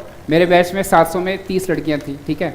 तो बाकी स्टोरी आपको पता है, मैं मेडिकल प्रोफेशन का नहीं हूँ ना ही अदर, वहाँ पे लड़कियाँ होती ही नहीं थी, ठीक है। तो प्रेमिका और वो सारा इशू तो खैर छोड़िए। हाँ, ये अलग बात है कि जब मैं प्रिपरेशन कर रहा था तो व्हेन आई स्टार्टेड प्रिपेयरिंग, उसके पहले ही आई गॉट मैरिड, तो मेरी वाइफ थी, अब वही प्रेमिका जो भी है सब वही है, ठीक है। तो बहुत अच्छा, वेरी गुड। शादी पहले हुई, जॉब किया, उसके बाद फिर जॉब छोड़ा, फिर सारी प्रिपरेशन चली। तो मेरा आपका आंसर मैं आपको कर दूंगा क्योंकि मैं ऑलमोस्ट क्वालिफाइड हूँ, ठीक है, इसको बताने के लिए। पहली चीज़ तो ये है कि इशू आएगा, ठीक है, वो वाइफ है या फिर आपकी गर्लफ्रेंड है जो भी है, तो वो इशू आएगा, वो आपको मैनेज करना है, कोई ऑप्शन इसमें नहीं है। आपको कैसे मैनेज करना है वो आपके ऊपर है। अगर वो आपका देखिए अब वाइफ है तो भाई अब उनको तो सपोर्ट उनका मिलना ही है, और जो गर्लफ्रेंड है वो कितनी आप पे कमिटेड है उस पर डिपेंड करेगा कि वो आपको आपके ड्रीम्स को समझ रही है या नहीं समझ रही है। अब कोई ये है कि वो ड्रीम्स को समझ ही नहीं रही है, तो फिर then you have to take a call कि वो गर्लफ्रेंड इंपॉर्टेंट है या कैरियर इंपॉर्टेंट है। लेकिन ये है कि वो कंप्रोमाइज़ आपको करना पड़ेगा, और वो टाइम आपको इस टाइम पे मेजॉरिटी ऑफ द टाइम आपको स्टडी में देना चाहिए। लड़की रुकती है तो ठीक है, नहीं रुकती है तो कोई बात नहीं, क्या करेंगे, ठीक है। बिल्कुल जेन्युइन आंसर दिया सर, मैं बहुत सेटिस्फाइड हूँ इस आंसर से कि जाहिर सी बात है जो एक बात सर ने बोली, अगर आपकी वाकई वह फ्रेंड है तो आपसे ज़्यादा आपके कैरियर को प्रायोरिटी देगी, और अगर है नहीं, वो अपनी ही जिद पर है, तो इसका मतलब है कि वाकई है ही नहीं। तो यहीं पर आप पहले अंतर ढूंढिए, है कि नहीं है, और है तो ये समस्या नहीं आएगी, सीधा सा जवाब है, ठीक है। चलिए एक अगला क्वेश्चन है कि अंतिम समय में हम लोग PCS की तैयारी करते हुए कि जब अभी 3 महीने हमारे पास समय है, हम पढ़ते हुए कोई एक शॉर्ट नोट्स बना ले ताकि अंतिम 10 दिनों में मन करता है कि हर सब्जेक्ट पढ़ लिया जाए, हिस्ट्री भी, ज्योग्राफी भी, पॉलिटी भी। कैसा ऐसा नोट्स तैयार करें सेल्फ से हम, ताकि अंतिम 1 सप्ताह में पूरे सब्जेक्ट का रिवीजन कर पाएँ। राइट। पहली चीज़ तो ये है कि ये प्रिपरेशन का जो रिवीजन है एक बहुत इंपॉर्टेंट पोर्शन है, ठीक है। रिवीजन कैसे करें ये स्ट्रैटेजी लास्ट मोमेंट पे मतलब सही नहीं रहेगा बताना, लेकिन मैं आपको बता रहा हूँ कि क्या सही अप्रोच होनी चाहिए।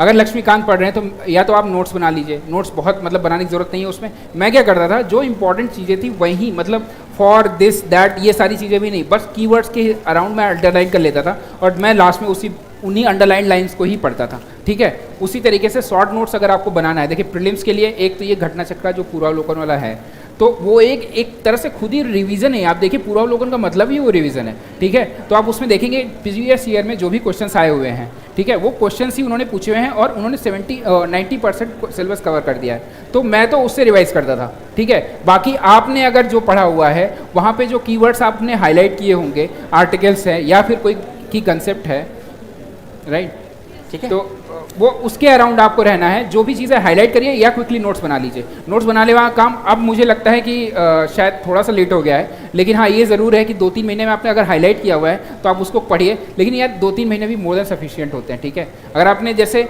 आप पहले जो क्वेश्चन पेपर्स आप वही बार बार वहीं पर जा रही है हमारी सुई, इसलिए क्योंकि वही सबसे की है। जब आप उसको क्वेश्चन किए होंगे ना तो आपको वो चीज़ें इतने उसके अराउंड ही रहेगा कि जब आप पूरा भी नोट्स पढ़ने जाएंगे तो यार पता है ये वाली चीज़ तो एग्जाम में पूछी गई है, राइट। तो आप उसी के अराउंड आप थोड़ा सा ज़्यादा घूमेंगे, बाकी चीज़ें स्किप करते हुए बढ़ेंगे। पूरा आप थोड़ा सा फास्ट पढ़ने की स्पीड भी रखिए और हाईलाइट करके अगर आप जो भी है नोट्स अगर आपने बनाए हैं अगर तो बहुत ही अच्छा है, आप उससे बनाइए। लेकिन अब यही है कि वो नोट्स से क्वेश्चंस आए हुए हैं कि नहीं, आपने नोट्स कितना बनाए, वो नोट्स मेकिंग भी एक आर्ट है, ठीक है। करंट अफेयर को लेकर एक सवाल है कि करंट अफेयर की तैयारी हम केवल प्री की करें कि करंट अफेयर को पढ़ते समय प्री के पॉइंट को जब हम पढ़ें मेंस भी साथ लेकर चलें? नहीं, अभी प्रीलिम्स के लिए आपको करंट अफेयर्स वही देखना है ना, आप मेंस का क्यों सोच रहे हैं? मेंस के बारे में अभी नहीं सोचना है, ठीक है। मेंस के बारे में सोचना है मतलब करंट के पॉइंट ऑफ व्यू से बहुत परेशानी हुई है। पहली बात तो मैंने आपको बोला, जो भी आपका जीएस में मेंस का सिलेबस है उसके अराउंड आपके कंटेंट का एक जो है शॉर्ट नोट्स आपके पास होना चाहिए। नहीं है तो मैंने जैसे जीएस का जीएस का जो 6 वॉल्यूम में आता है उसमें उन्होंने सिलेबस वाइज सारे पॉइंट्स दिए हुए हैं, ठीक है। तो वही मैंने कहा कि वो आप पहले से आप उसको रखिए, तो आपको वो जो क्या है एक तरह से आपका फाउंडेशन है। करंट जो यूपी पीसीएस में बहुत डोमिनेट नहीं करता है, और मैं ऑनेस्टली बताऊं यूपी पीसीएस में भी करंट जितना मतलब उसे किया जाता है ना कि फ्लोट किया जाता है कि इतना ज़्यादा डोमिनेट करता है कि लोग अपना 80% टाइम करंट में देते हैं, that is very poor strategy. Current एक ऐसी चीज़ है, वही चीज़ है ना कि जो वोलेटाइल है आप उससे परेशान है। जो आपका स्टैटिक है उसको आप 10 बार 20 बार पढ़ करके अच्छा कंटेंट आप नहीं बना रहे हैं। तो जो भी आपकी स्टैंडर्ड बुक्स हैं या मैंने विजन का वैल्यू एडेड मटीरियल है या फिर आपने जहाँ पे भी कोचिंग की हुई है वहाँ पे आपको जो मेंस का कंटेंट दिया हुआ है आप उसके अराउंड रहिए। तो अभी आपको प्रीलिम्स के कंटेंट पे फोकस करना है जहाँ पे फैक्ट्स आते हैं, और मतलब वही है मैंने घटनासार के पूरा लोगों घटनासार का जो छोटी सी बुक आती है मैंने उससे पढ़ा था। आप कोई ये किताब पढ़ लीजिए, उसको 4-5 इटरेशन दीजिए ताकि सारी चीज़ें आपके फैक्ट्स दिमाग में रहें, ठीक है। प्लस टेस्ट पेपर करते रहिए। और एक अंतिम सवाल है समीर वर्मा जी का कि ऐसा क्या किया जाए 3 चीज़ें जो सिलेक्शन होने के लिए बहुत अनिवार्य हो, और सिलेक्शन ना ही होता उससे क्या किससे बचना है हमको? राइट, पहली चीज़ तो ये है कि आइसोलेशन में नहीं रहना है, ठीक है।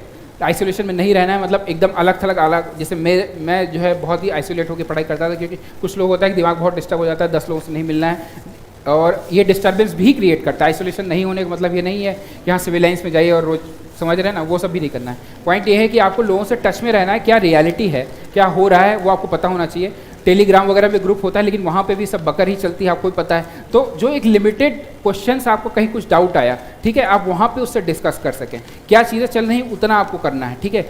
जो सबसे इम्पॉर्टेंट ये है उसमें करंट आपका क्वेश्चन पेपर सिलेबस, ये आपको एकदम उसके अलावा आसपास कहीं जाना नहीं है, एक ही सोर्स पकड़ना है, ये दूसरी चीज़ है। और इसके अलावा जो है नंबर ऑफ रिविजन्स आप जितना ज़्यादा कर सकें, टेस्ट पेपर्स और जितनी प्रैक्टिस कर सकें, ये 3-4 चीज़ें मेरे ख्याल से रहेंगी। चलिए, एक अंतिम सवाल है कि आईएएस पीसीएस दोनों प्रकार की परीक्षाओं में अक्सर हमसे कई बार कहा जाता है कि चीज़ों को रटिए मत, क्या बगैर रटे हम आगे बढ़ पाएंगे? क्योंकि बहुत सारी चीज़ें ऐसी तो बगैर रटे पूरे ही नहीं हो पाती हैं। राइट, पहली चीज़ तो ये है कि एक मिथ्या है कि रटना नहीं है, बहुत ही सीधी सी बात मैं बता दूं आपको, लेकिन ये है कि रटने की डिग्री क्या है, ठीक है। रटने की डिग्री क्या है, क्या 395 आर्टिकल जो हैं, ठीक है, पुराने वाले के हिसाब से अभी तो खैर सब आर्टिकल्स आ गए हैं, तो जो भी 424 क्या सारे आर्टिकल अपने को पूरे 448 आर्टिकल याद होने चाहिए? नहीं। लेकिन क्या अपने को की देखिए, एक ऐसे होता है ना कि एक खिचड़ी है थाली में, ठीक है, गरम गरम परोसी गई है, तो आप बीच में खाइएगा तो जल जाइएगा, किनारे किनारे से खाएंगे। उसी तरीके से आर्टिकल्स आपको मोटे मोटे पहले पकड़िए, कौन से 21 हुआ, फंडामेंटल राइट्स फिर आइए, फिर डीपीएसबी में आर्टिकल आपका अगर हो गया तो जो जैसे ये है आपका एक मैनेजमेंट ऑफ इंडस्ट्रियल वर्कर, ये बहुत बार यूपीएससी पूछा है, तो इस तरह के आर्टिकल के अराउंड जो बहुत ज़्यादा पूछे गए हैं, ठीक है। आर्टिकल आपका ऑल इंडिया सर्विसेज से, यूपीएससी से रिलेटेड आर्टिकल 315 से लेकर 323 तक, 323A ट्रिब्यूनल एंड ऑल, तो ये जो चीज़ें हैं जो ऐसे करके आपको मतलब उसमें याद करना है, धीरे धीरे याद करना है, ठीक है। बहुत ज़्यादा उसको फिर ये जा करके कि बीच में ही अगर सारी चीज़ें लेकर के आप चलेंगे, थोड़ा थोड़ा करिए और उसके बाद अपना दायरा बढ़ाइए जितना आपका समय और ऊर्जा हो, बस मैं मोस्टली तो उसके अराउंड फिर प्रेजेंटेशन लगभग सारे क्वेश्चन आपके कवर हो गए, और बहुत शुक्रिया कि अतुल जी संस्थान में आए, आपके बीच आए, और आदरणीय नीरज सर ने ये मेन प्रयास किया कि लास्ट समय में आपको बस ये पता चल पाए क्या करना है। तो आज के सेमिनार से ये सीखिएगा कि अब करना क्या है, बाकी हम लोग तो हैं ही, क्या नहीं करना वो लगातार आपको बताते रहेंगे। साथ ही साथ आगामी कुछ प्रोग्रामों की अगर बात किया जाए तो जो बच्चे टेस्ट सीरीज ज्वाइन करना चाहते हैं तो टेस्ट सीरीज जीएस वर्ल्ड में भी है, जीएस वर्ल्ड में भी टेस्ट सीरीज प्रासंगिक है, हर बार परीक्षा में आपके ज़्यादातर क्वेश्चन जीएस वर्ल्ड के टेस्ट सीरीज से रहते हैं। साथ ही साथ अभी 2023 के लिए कोई प्रोग्राम नहीं है, 24 के लिए जो एग्जाम आपका 24 में होने वाला है, जो भी आपके आसपास के साथी हैं, 24 के लिए आपका एक फाउंडेशन बैच स्टार्ट हो रहा है 15 फरवरी से। और बात इंग्लिश मीडियम की जाए तो इंग्लिश मीडियम के लेकर क्रैश कोर्स आपका स्टार्ट होगा कब से? 13 फरवरी से। ये 2 कोर्स जीएस वर्ल्ड में अभी हाल फिलहाल में लॉन्च होंगे। तो एक बार तहे दिल से बहुत शुक्रिया। बस एक संदेश देकर यहाँ से भेजूंगा आप लोगों को, जो मैं बार बार कहता हूँ, घबराइए नहीं, डिप्रेशन में नहीं आइए। आप यहाँ आज इनको खड़े देखकर हर के मन में सवाल है, काश कब वो दिन आएगा जब हम खड़े होंगे, कब ऐसे हम यहाँ आगे आकर मंच पे सबके सामने बोलेंगे। बस इतना सोचिए कि जो बार बार मैं करंट अफेयर की क्लास में बोलता हूँ, जिससे मैं बहुत मोटिवेट होता हूँ कि रख हौसला, बोलिए मेरे साथ, रख हौसला वो मंजर भी आएगा और प्यासे के पास चलकर एक दिन समंदर भी आएगा। बस क्या करना है, थक कर नहीं बैठना है मंजिल के मुसाफिरों, और जब जब थकना, गिरना, लेकिन फिर उठना, आगे बढ़ना, एक दिन मंजिल भी मिलेगी और मिलने का मजा भी आएगा और अतुल जी की तरह आप भी यहाँ खड़े होंगे। ठीक है, ये मेरा वादा है आपसे, लेकिन मेहनत करिए और खूब काम करिए। ठीक है, बहुत शुक्रिया। और आप लोग जा सकते हैं, और जो भी प्रोग्राम होगा, वितरण समारोह का, वो आपको वहाँ गेट पर मिलेगा। और बहुत शुक्रिया अतुल जी आपका कि आप नीरज सर के कहने पर आप संस्थान में आए, लगातार आप भी कहते रहते हैं। Thank you, all the best. हाँ, कर दिया बेस्ट कर दिया। ठीक है, और बाकी उम्मीद करेंगे अब लोग मिलेंगे हम लोग आगे की क्लासेस में। थैंक यू वेरी मच, बहुत शुक्रिया नीरज सर का, जिन्होंने इस प्रोग्राम का आयोजन कराया, और पूरे जीएस वर्ल्ड परिवार का। Thank you very much.